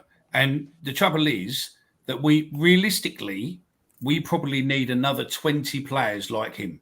Not in a striking position, that'd be good, but no, not in a strike. But I mean, 20 players around 2021 who can play to potentially go forward, because right now, the end of this season, we're going to, if we don't redo their contract, we've lost 5 other players on top of those loans. Yeah. I don't know if you've seen, but there's this young talent page on Twitter that comes out, and they posted this young 14-year-old. He's in the under 14s at Millwall at the moment. Saw that. And he's been put in the under 16s at England. He's been playing for the under 16s at Millwall as well. Now, that footage has gone out there, right? He won't sniff the Millwall first team, but Man City will come in and they'll take him and they'll give us £1 million, into the funds for developing more youth, and he'll go on and he'll get sold to Leeds or to Southampton or to Norwich for 20 million quid, and that will be that, and that will be his only highlight of playing for Millwall, because most of the real good talent that comes through this club leaves like that. The ones that do get through are just not good enough to go any further than us. And they waste away here. What happened to Zach Lovelace? He went to Rangers, Yeah, and I know I don't even know what he's doing anymore. I think he got a bad injury at the start. He got Oh. a couple of games when Clement came in, but then I think he did his ACL or something like that, so he's out for a while. Kevin Nugent might be the answer. I don't know, chaps. If you listen to chaps, I mean, the show last night, he didn't go into too much, but he did say that whatever happens, we can't have Nugent near the first team for love nor money. So I don't know what he knows, but he did say that we can't have him near the thing. I mean, why is it that we seem to have so many good youngsters, as Andrew Roberts says there, but none of our managers play the youngsters? It takes risk, it takes job security, and it takes the willingness to admit you were wrong if it was wrong. And Joe Edwards is happy to say we stink, but he hasn't said, after 20 minutes, I need to fix something. Gary Rowett sure as hell wasn't going to say he was wrong. But that's exactly where it shows that he doesn't understand the club. 100%. Because as fans, if we walked into the stadium today and Mayer's starting on the left and Marku's starting on the right, and we've got progressive young players coming into the club and starting, and we're seeing it, Boateng drops into midfield or something, and then we lose to Ipswich and we lose to Sheffield Wednesday. Yeah, we're probably still having the same discussion, but you can see that he's trying to upset the apple cart. He's trying to bring the youth players in to look for maybe next season. He's trying to change it to make something different, but he's not. This is the problem, and it wasn't just under Edwards. Now it was under Rowett before him. It must have hurt Rowett to the core to give SA any game time, because he started the season really well. And then he dropped him. Imaku started the season really well. I mean, I was at Norwich away where it was one of the worst performances I've ever seen. But Imaku coming on was the only shining light. But he doesn't sniff the first 11 after that. That, like, you hit the nail on the head. It is all about personal image for some of these managers. Yeah, Andrew, I don't think he can call back Mitchell. I think Mitchell's there to the end of the season. Yeah, he's played too many games. Yeah, I don't think it's also very, very unusual to have a clause even outside of a window which allows you to recall a player. Unless I think there might be an emergency clause, but yeah, he ain't going to come back. Is Bradshaw? Yeah, Bradshaw's out of contract. Tatanga was at Spurs when he started at centre half. Yeah, but if you, I mean, in that game, he had man of the match that everyone kept posting on Twitter and YouTube. Yeah. That Man City game, he was playing right back. Yeah, but question on that very point. Tandanga 2 seasons ago was being touted around as a 15, 16, 17, 20 million pound player, and he was the next best thing and all that. Yeah. And he went to Italy, I think, didn't he? Or Spain? He went to. He's in Germany. Yeah. Yep. Went to Germany, right? Yep. Right, Germany. He's on a program. What is on Sky? It's on YouTube. Maybe I'll post a link in a bit. He's on the beginning of that. But the question is, how the hell is someone who's gone from there now playing at Millwall? He had a very bad injury at Augsburg, apparently. Right. A very bad injury. Yeah. The management changed when he left Spurs. Yep. So when he went to Augsburg, and was Angie at Spurs obviously didn't want him. Don't blame him. Is that a quality thing? Is it an attitude thing? Because I don't see much in terms of aggression from him in the games that he's played. I've watched him a few times, and when we signed him, I thought, what? My son lives in New York, and he sent me a text. He said, "You're getting to Tanga." I was so excited. I thought, same. What a great... I saw him play the Spurs a few times. He was part of that team. He was good. He looks like he don't want the ball down at Millwall at the moment. We're playing it across the back, and he gives it away, and it comes back to him 10 seconds later. He looks like he don't want it. Jay, he's made 3 mistakes in 3 matches. His confidence. Yeah. So maybe, again, that's a bit of a confidence thing. Yeah. He kicks the ball away at the end of it today. Yeah. I mean, the thing is with Campbell is I believe, so I've heard that the club wanted to get rid of him, but no one wanted to take him. And so we were loaded with him to the end of his loan. Dan, you've heard that as well, haven't you? What's that? Sorry, Campbell? Yeah, Campbell, no one wanted him, so we're stuck with him to the end of the season.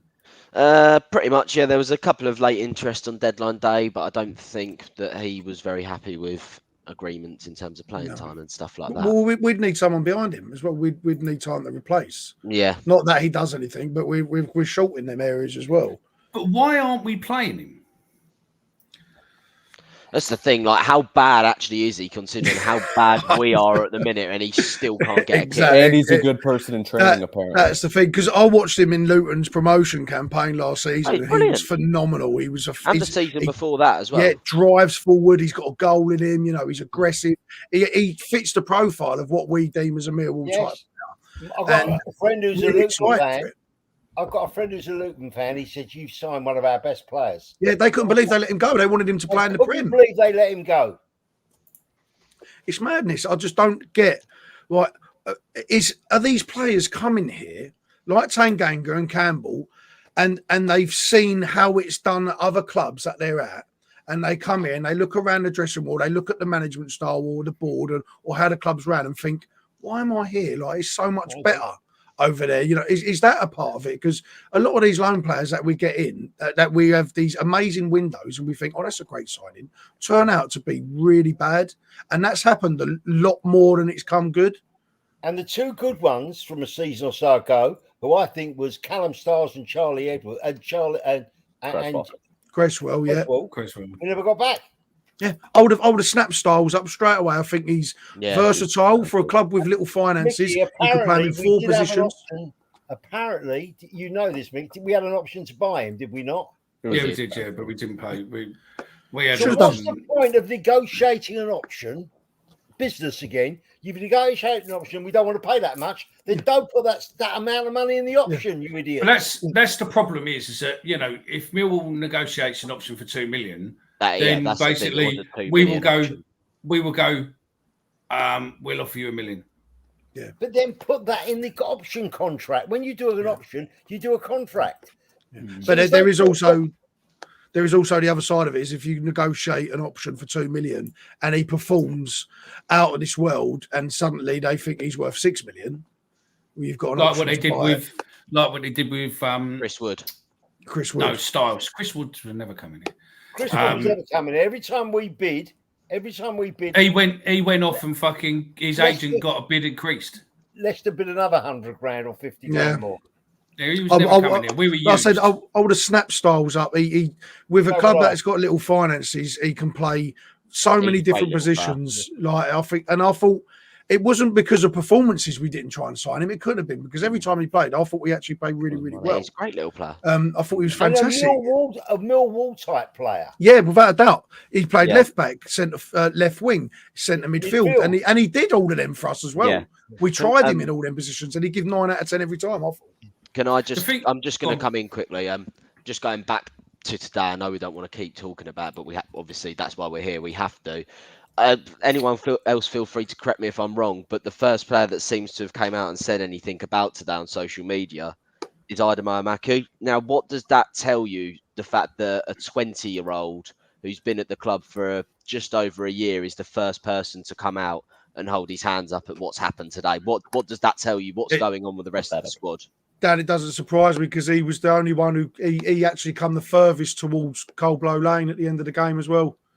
And he walked over, and a lot of fans were giving him a load of shit. And he took it, and you know he was throwing his arms around, but he was one of the last players off, one of the first players over. It doesn't surprise me from his attitude standpoint, but from a senior standpoint, yes, embarrassing. Yeah, that's what I mean. I completely agree. I'm not surprised that Adama Maku's done something like that. But where are the senior players? Where are the leaders in this squad? Where are the characters in this squad? Where are they? They have none. Well, we don't have any. Well, you talk with leaders. So you mentioned leaders there, Dan, right? So I don't think Jake Cooper's a captain at all. If anything, I think it holds him down. So if you're the manager, right, you take that armband off him, who'd you give it to? Fleming. I probably would say Fleming, to be honest. Yeah. That's probably who I would give it to, or maybe if Biakowski was back in goal, I'd probably give it to Bart and just keep everyone away from it because that captain's armband seems to be a real burden on Cooper, and it's weighing him down. Do you know what? I think it's come in the comments here. I mean, obviously there's a tongue-in-cheek one. Amaku getting his PR ready for Atletico Madrid. I wouldn't blame him if he went, but Bailey sits there and says, it tells you his PR team felt the most comfortable posting today. I find it hard to be motivated by. I know there's. I think that's purely him. I think that's purely him. I think there is a lot of PR involved, but he doesn't seem to be someone distracted like that. He seems to have his head really screwed on. You can say no I agree. to all the PR team. He could have. I think the PR team managed so many players. I think they do, but he would have had to have been, on the forefront of, we need to get that out. But we know that Denor come out and said it, didn't he? But we know that Denor's social media is all completely run by his agents. What did he say, Denor? He come out a while ago because fans kept, retweeting stuff because he was coming out after every game saying something. And then it come out that he was interviewed with, I think, Kiro, South London, or Richard Cawley. He interviewed him. And he said, I don't actually run the social media account. That's my agent. They employ someone. I said earlier that while we're on the same subjects, that leading up to today's game, the only post I see was from Zian Fleming with a picture of everyone in the huddle, his shirt on show, saying, look, this is a big game. We need everybody. We need to go. Trying to G people up. I don't see it from anybody else. I want to see some outrage for what's going on. I want not necessarily apologies, but accountability. Need to start seeing it, or we need to start seeing the G'ing the fans up. I think Fleming tried a couple of times during the game, G the fans up. They got a corner Sheffield Wednesday today, and their number 41 was up there throwing his arms up in the air at the Sheffield Wednesday fans. Come on, get behind us. We don't give ourselves anything to look forward to the game, and during the game, the players don't give us nothing either. So, Big E, by the way, what you put there, I'm not going to put it up. What you put there is complete bullshit by all accounts. It's just a no account, just causing shit to a degree. What come out last night. So, yeah. So I suppose the question to you is: we've got Southampton at the weekend. How many are they going to score? We're so fucked. I think that's the question. So, I mean, normally we go, okay, predictions, all this, but realistically, how many goals is it going to take for the board to get rid of Joe Edwards? Is it going to be like that Fulham? The last time I haven't watched a Millwall match consciously was the last year Mitrovic and Fulham whooped our ass 7-0. I think that's kind of the bar. When did we lose 7-0 to Fulham? 6-0. 6-0. Sorry, 6-0, I didn't watch. I can tell you because I knew it was coming. But we weren't actually that bad. I'll tell you what we've all got to do. We've got to think back 2 weeks ago. We've got to have a bit of faith, and we've got to be a bit optimistic, and we've got to remember that Huddersfield were 3-1 up there with about 10 minutes to go. That's true. And Bristol City beat them. Yeah. But do you want to know how they did it? They did it by going there, and their game plan was to actually attack and try and play football, not sit back and try and defend. If you sit back and try and defend against Southampton, they will pick you off because that's what teams have tried to do to them all season. They're not actually that good defensively. Take the game to them a little bit, and they'll shit it, and you get a chance. If we go up there with a 5-2-3 again, we're going to get beat 4-5-0. I agree. And it won't be pretty. It won't be a try-hard 4-5-0. It will be after 20 minutes. After 20 minutes, we look pretty good, and then the floodgates will open, and they'll open embarrassingly. Our 2 games after that, I think, is Watford, isn't it? And then we've got Birmingham at some point. Birmingham and West Brom. And realistically, how many points do you see us getting from them games? Only 11 or 12, nothing. Even if we was playing well, right? I think most of us would probably write the Southampton game off as we're not going to get anything up there. Yeah. Understandably, it's again coming back to the manner of the way we lose games. But I think Edwards, if he doesn't go tonight, which I don't think he's going to go at all. If it's 10:30 and he hasn't gone, I don't think exactly. I don't think he'll go after Southampton either because he ain't going. They're not going to do it. And I'll agree with you, mate. I don't think he's going at all. But if we do continue to get pumped 3-4-5-0 and the performances do continue, and with the games we've got coming up, I don't see us getting anything at all. And I think we are down. Yeah. Right. Anyway, gents, I'm going to drop off. Enjoyed it tonight. No worries, mate. The rest of it. I'll listen back to the rest of it. Thank you everyone for listening in. See you all soon. See you later. I don't know what the outcome's going to be. I don't know what the solution is. We can see the problem. But the problem is that unfortunately, nowadays, clubs won't address problems because it will create problems. So what they don't want to do is come out with a statement of going, we're not going to be getting rid of Joe Edwards in case it suddenly creates a knock-on effect, i.e. the fans go absolutely fucking Garrity and storm the pitch or fucking storm the car park, whatever. They won't do it. You know, that's why they put out these tweets every week of going, you know, we're supportful of everyone and all of this sort of shit. So it goes on every week, you know, hate, you know, love, not hate, and all this sort of stuff, because that's what they do. And that's the way that the football world has moved as a whole, where football now is all about money. It's got nothing else. The bit where, you know, I mean, Paul on Twitter says, you know, we're not going to beat Southampton. You know, I think it's going to be a heavy defeat. I don't know. Maybe it is, maybe it isn't. I don't know. But the thing is that fans turned nasty today, and some of those prima donna or some of those players there will not like that. No, they will not like getting abuse when they were booed, when they were given shit on the way of leaving. You know, coming off the pitch, that will get to some of them. And that's what they need to know. Danny Max heard it. Danny Max had it. You know, we've had Premiership players come to the ground, Ben Chilwell with Leicester, who fucking shit himself and wouldn't take a throw-in. They know what's coming. Yeah? I suppose the message to the players is this, right? You can be as much of a spineless, coward, gutless cunt you want. But we will only take it for so long. Yeah. And then it will turn. And once it's turned, fucking good luck to you, because there becomes a problem. Yeah. And that's the bit what is a very fine balance what the club needs to manage. Because if the players can't be asked to go out there on 10, 15, 20 grand a week, what some of them are on, what majority of them are on, not necessarily the ones that come up through the academy. I think a lot of those are on a lesser wage. But that's the problem our players have. There is no good old-fashioned play for the club. You know, Bradshaw, Fleming, Saville, everyone can come out going, you know, I love the badge, I love this, I love that, blah, blah, blah, I love the club, blah, blah, blah. But there's a difference between loving the club, getting it, and loving the club. Yeah. Yeah. You can tell me you love the club, but if you're not performing on that pitch, you don't love the club. Because if you did, you wouldn't be where we are now. We'd be fucking out of this relegation. We'd be nicking a win. We wouldn't have let the worst team. People have commented on it, right? One, you wouldn't let the worst team in the league score 2 against us easily. Yeah. And then when they did, you would have made sure that you scored 2 more than them. And then the fact now that they beat us 2-0 and all their fans had given us fucking shit because of you fucking no good cunts on the pitch.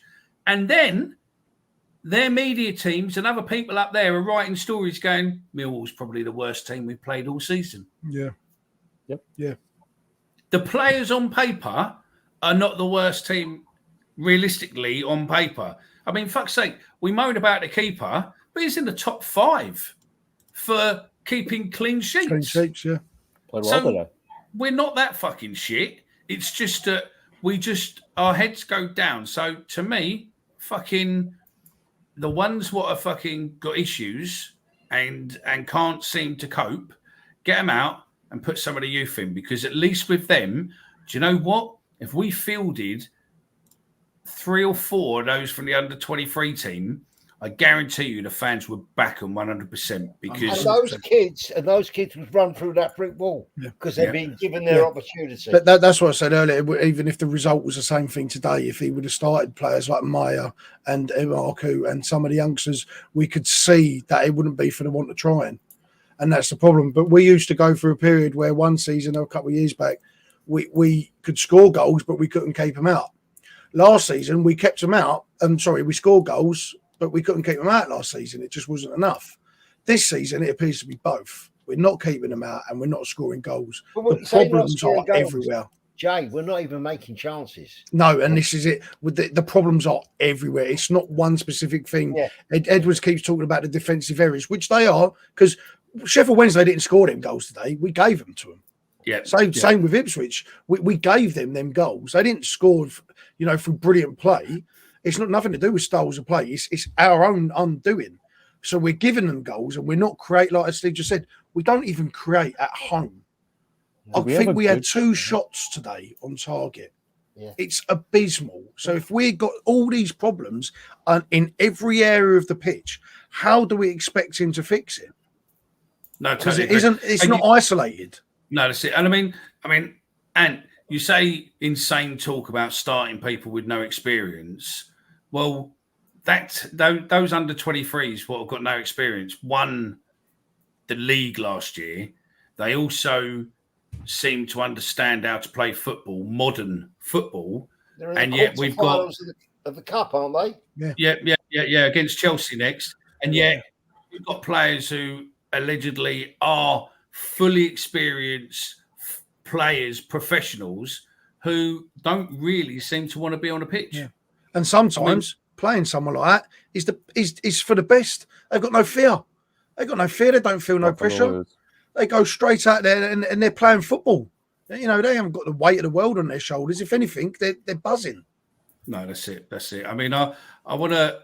We've gone on for a bit, and I wanted to get to some of these starred ones I've highlighted. You can explain the weird substitutions, but we've got a manager who hasn't managed a men's team before or been in a competitive league. Do you think that possibly has a point here? Yeah, I do to some extent. Yeah. I think it would be naive not to think that he hasn't managed a club before. To think that hasn't had an effect, I think would be naive. I definitely do. But he's been around top clubs with top players, and he's coached at the highest level. That should, and he's won the Champions League, and he's won the Champions League as part of the. And he's been kept on. But he's been kept on by these managers as well as part of them coaching staffs. So they must see something about him. So I think that, to some point, levels the playing field with the fact that he hasn't managed a men's club before. He was talking about his coach since he was 14 years old. So I think Thomas Tuchel kept him on, didn't he? Yeah, Tuchel did, and Jose did as well when Jose was there. So I think to some extent, without a doubt. But he's got all the coaching experience in the world. That will level the playing field for me. So I don't think too much. Do we think he's figured out his coaching identity? Like, does he know what kind of coach he wants to be? Because this screams of he gets fired, goes to some other club at a similar level, and he figures out something that was not working at Millwall. Just between him, some people are good coaches and not good at running the team. Exactly. Some people were better players than they were managers. Your Lampards and. Is that the problem? That he's a coach and he's not actually a manager? So he's not running everything. We don't know. There's other people running that. His focus is the coaching. Maybe his man management is not as good. Yeah, maybe. As you just said, he might be the best coach in the world, and maybe the people like Thomas Tuchel and Jose. I think he worked with Conte a bit as well. I think. Yeah, Chelsea. Well, I think we gave.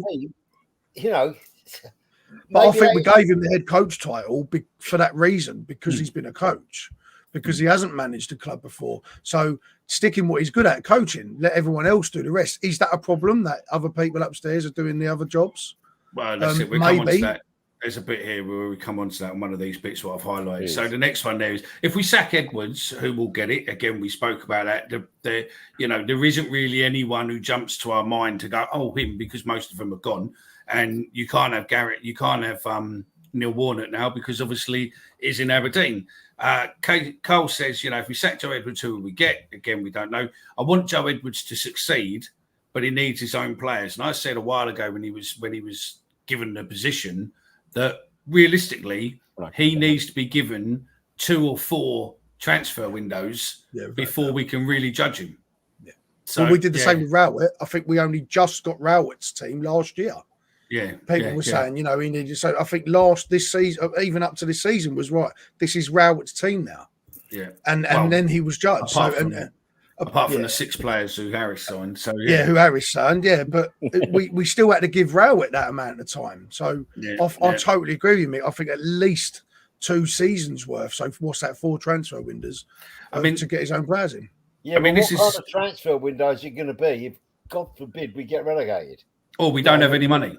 Well, yeah, we'll come to that. That would be it. That's a question on here. What we'll come to in a bit on that. I mean, Sam T raises a good point again, where he said it on his press conference, and the one we listened to on the BBC. He said it. The players have had a meeting on their own. Well, I'm sorry, but you as the manager should never ever have allowed that to happen, because that's when people end up planning and plotting to fuck you off. 100%. As soon as you knew that meeting was going to be taking place, you should have gone in that fucking room and gone. And we know the players are fucking close, because a player took a load of them out to a basketball game the other week, and about 15 of the team turned up. So it shows the team is close. But I don't think it's an issue with the manager at all. The problem is that if he doesn't see that that's a slight problem, that's a concern to me. But we'll see. So I totally agree with you.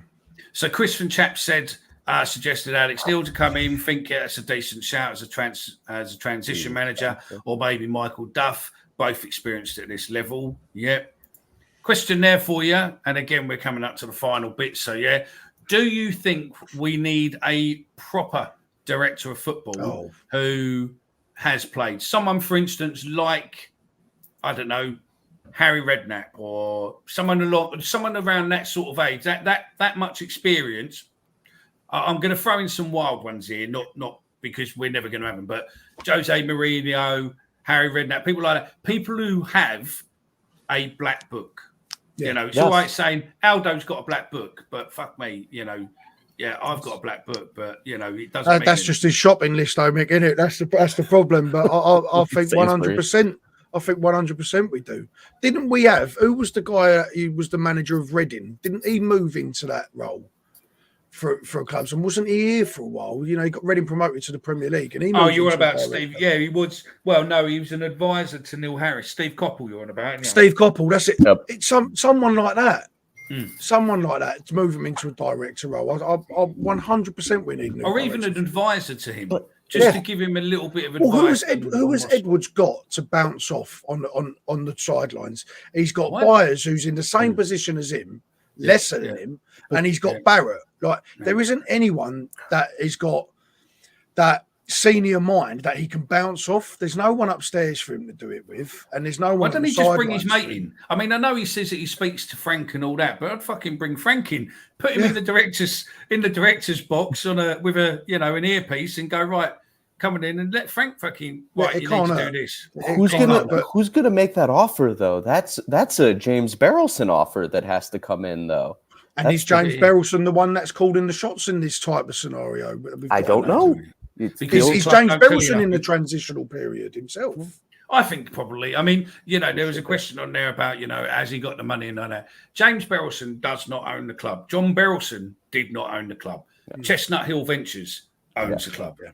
So they're the majority shareholders. So, when JB sadly passed, the club was all owned by Chestnut Hill. So, saved the club during the summer. They would have been screwed if it was just individual. Yeah, if it was another way around, but it wasn't. So we were there. So that's fine. But again, I personally, I think James wants to know more business about how the club's run. And I think JB was more led with his heart, and he wanted to create friendship and understand things. And I think his boy is more business related rather than 100%. the emotional side of football personally. But again, I don't know. I've not had much dealings with James at all. So yeah, I don't know. Only nice guy who loves his father, cares Yeah, about yeah. soccer, but not as much. That's the one No, thing I've you heard look from the quite American like side. you look slightly like him as well. by Yeah, the you way. do actually. All right. Well, where's my checkbook? That's what I need. I'll bring in some transfers. Hey, the Chicago Fire's 19-year-old keepers on the U.S. under-21 team going to be at the Olympics knows about Millwall because of me. So you know what? Throw me on the payroll. We couldn't afford him already. I don't even know how much he He's cost, but we 20 can't afford million him. at Chelsea. We're totally done. Pretty sure it would have been Bob Pearson that brought George Graham in. That's what we miss. Yeah, we don't have a George. We don't have a Bob Pearson type person he's now. good, So Bob Pearson. it's bollocks. Rowett used the players. Edwards can't use the players, even though he is allegedly a better coach. If he is good enough, then he can coach them. I totally agree. I think potentially that they've been led down a highly defensive route with Rowett and so over the last 2 years, and to suddenly convert someone to playing from the front, playing from the back, and bringing the balls out. It's hard to get that routine out of players, I think, possibly. Yeah. We have never built for the future, only for the now. And boy, it's costing us now. Absolutely correct. Our players are weak. I think that's fair enough. Not all Both of them. physically and mentally, in my opinion. Here's a question for the panel then. Honest question. If we go down, are we bouncing back up next year? Not a chance. No, there's so much money. Someone said it earlier. That League One, that was the Championship 10 years ago. There's big clubs in there with big money. Yeah, that can't massive. get out. I mean, I think it took Sheffield Wednesday 3 or 4 seasons, didn't it? Yeah. And that's in all fairness, that's a big club, Sheffield Wednesday. We said the same last time we went down to League One, and it weren't as strong as it is now. That was 6 and we years took us ago, it took us half a decade to get out of it. Yes. I don't think we would at all. The money's too different. Some of the clubs in that league have got a lot of money, and like the players, not only that we're losing on free transfers and on loans, the players we would have to sell just to make finances meet, and for who wouldn't want to be here and who are better than League One level, we would end up with 23 new players in League One. It just wouldn't happen overnight. I think we'd end up having to bite the dust for a couple of years. Personally. I mean, Connor's put on the other chat, which I'll run through those in a sec, but he's put, yes, we would rip up League One. No, we wouldn't. No, we would. Not a we chance. Wouldn't rip up League We'd One. be lucky to stay up in League One, to be honest with how you. we could spiral. Yeah, exactly. Yeah, we could really spiral out of control if we go. A lot of clubs that have gone down. What you said, Jay, that word have spiraled out of control. And there's Sunderland, Sheffield Wednesday, Bradford, big clubs. Bradford, Barnsley. I mean, Carlisle were, I think, in the Premiership. Charlton. Yeah. Wigan, there's massive clubs in League One. It was the Championship 10 years ago. League One is now. Yes. No, that's it. 5 out of contract to Hutch, Leonard, Saville, Bart, and Wallace, and also Bradshaw. So that's 6 players out of contract at the end of the year. Keane always comes up with some coaching stuff. He says, as a manager, you don't want to play young players so much because they're not usually given time to develop them, because they need players for now, not the future, because they're not guaranteed time. Because the manager isn't guaranteed the time. Yeah, that's half the problem. There is no time in football anymore.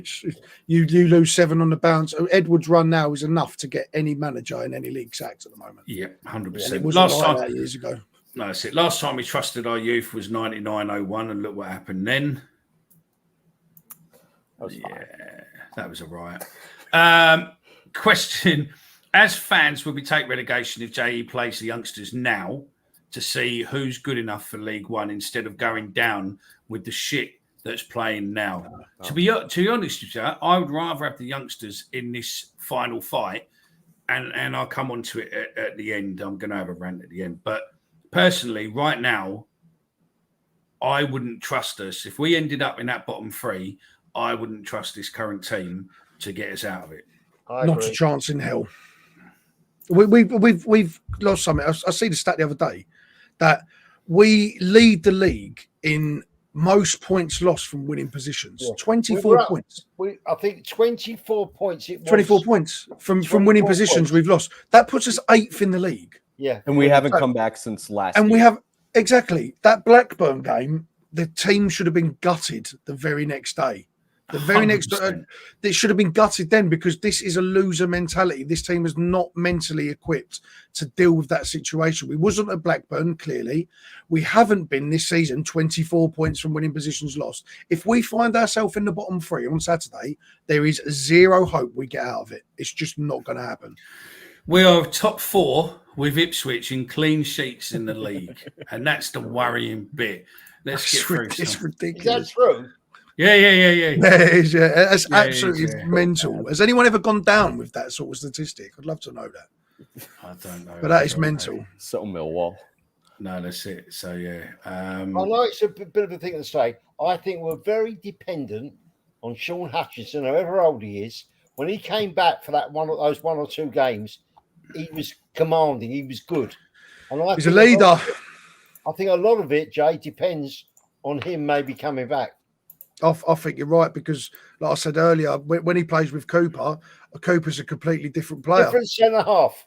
Yeah, big without a doubt. And Hutchinson is a natural leader. He's the club He's a captain. talker. Hutchinson's a talker. Yeah, I agree. I think we've So been was so Chris- much better off. So was Criswell. Yeah, he was. Criswell, Yeah, he was. You know, Yes. he didn't let people have it. You know, it seems Criswell as would if be captain at this club quite Criswell was easily. smiling when they were giving him shit when he came back. he Loved would be. You look at Criswell. He's probably our most ever committed lone player we've ever had. Look at Yeah, the 100%, injuries he got, the damage to his face, and yet he was alone. And he just fucking went out week in, week out and got Against himself Blackburn, done. he came on with the microphone and made a speech. Yeah. Do And do you remember? know what? We probably don't lose that game against Blackburn if he plays, Probably not. because we're probably shored up a bit Probably in not. defence. But No, that's it. It's it's I don't know where we zero go. chance We go- we can league one up. No, I don't think we.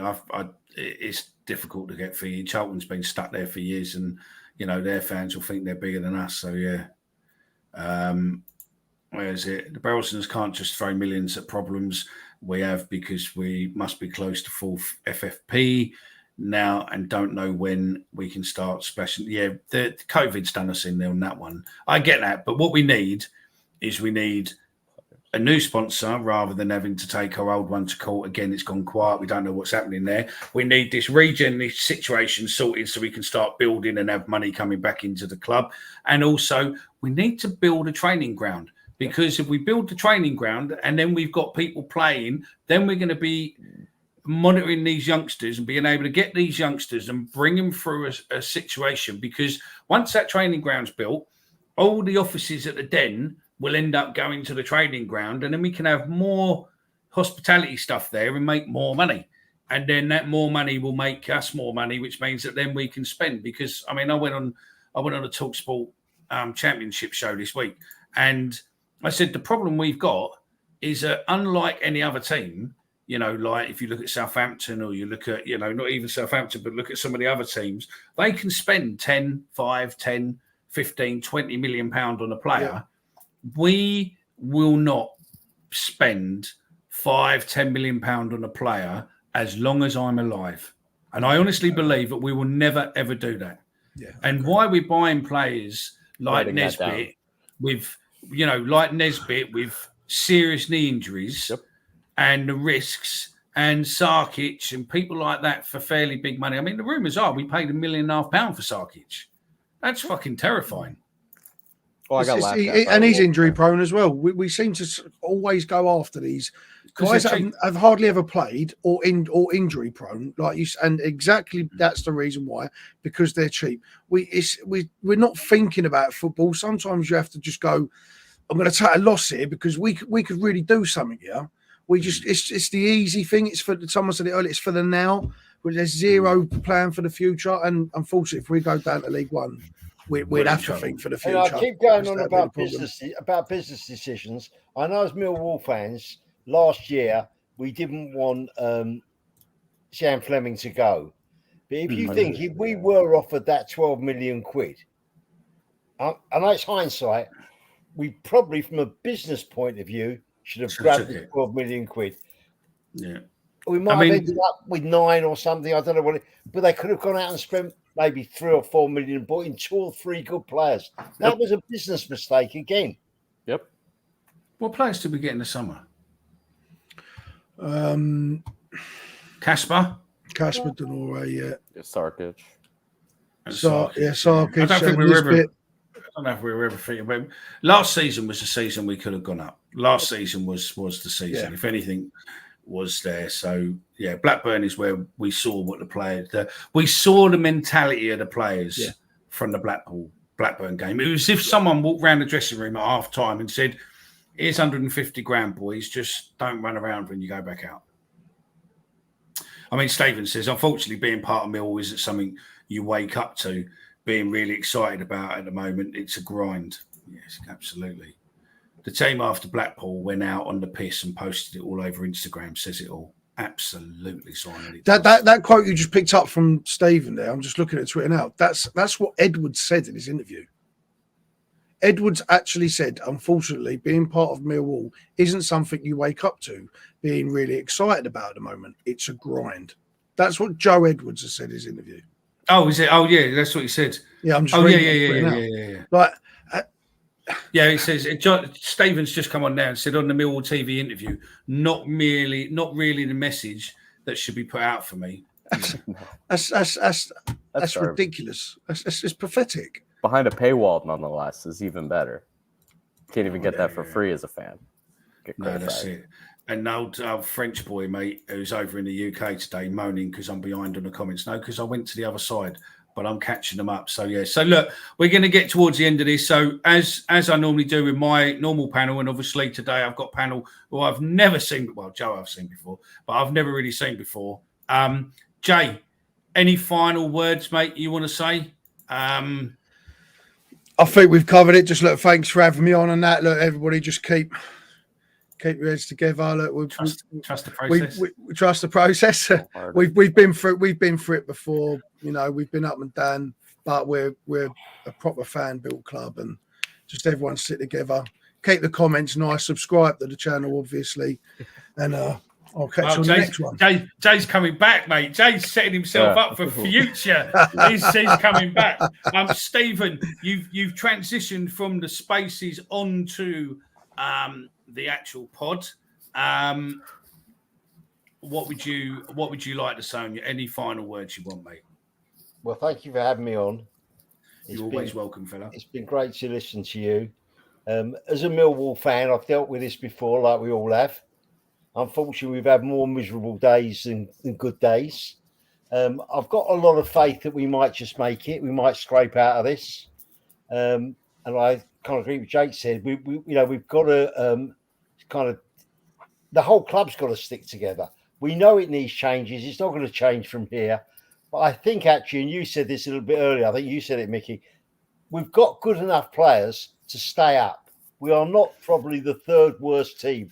I mean, I'm not going to go into it. Some displays that have been really good. Just go back to the first game of the season against Middlesbrough. Yep. They're the same players. In fact, they're probably a little bit better. I think a lot of it depends on Hutch coming back. I think it'll make a huge difference. But I think we might just scrape in there and hopefully be all right. Have faith, everyone.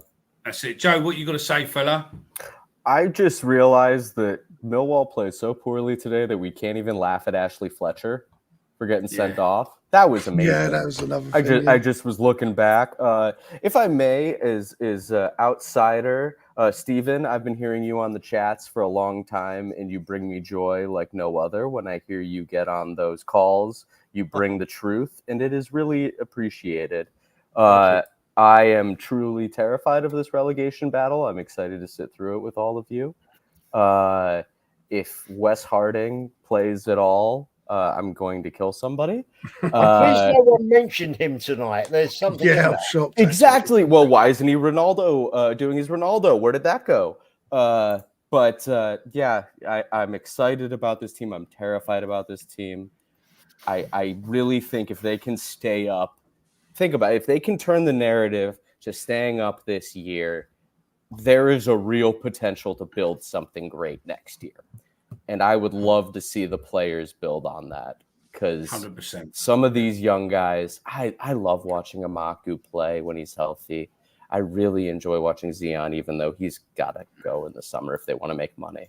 So I'm wishing everyone the best. I don't like day drinking, but it's been one of those days because of this performance. Yeah, but it's still midday at your place, isn't it? It's, what is it now? Oh, 5:05 p.m.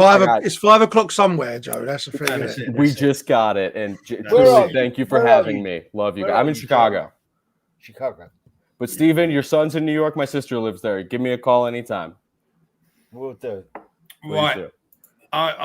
My final bit is this, really. I mean, I'll read out so Paul Chewy Louis has posted the words from Edward's interview as such, and it says, unfortunately, being part of Millwall isn't something you wake up to.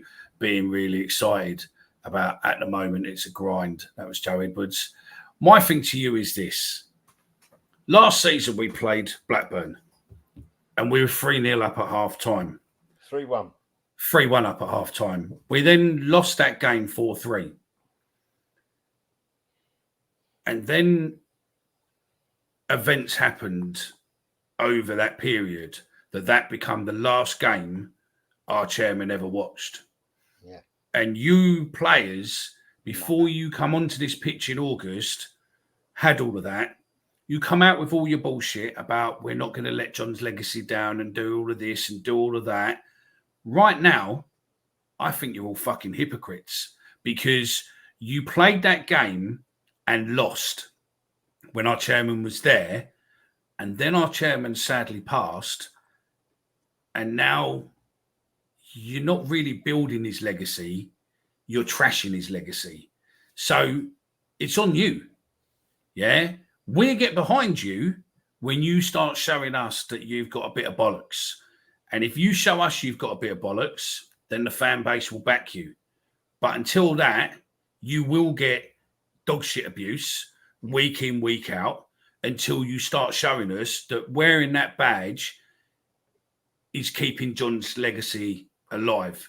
Certain people in the club are keeping his legacy alive with the side and other things coming. But right now, he's just fucking embarrassing his legacy. And if I'm honest, if you don't want to play for us, fuck off. Because that's that. Do you know what I mean? Really, 100%. just fuck off, leave us alone, and let someone else come in and keep John's legacy alive. Because you are fucking gutless, spineless cunts. And with that, speak to you later.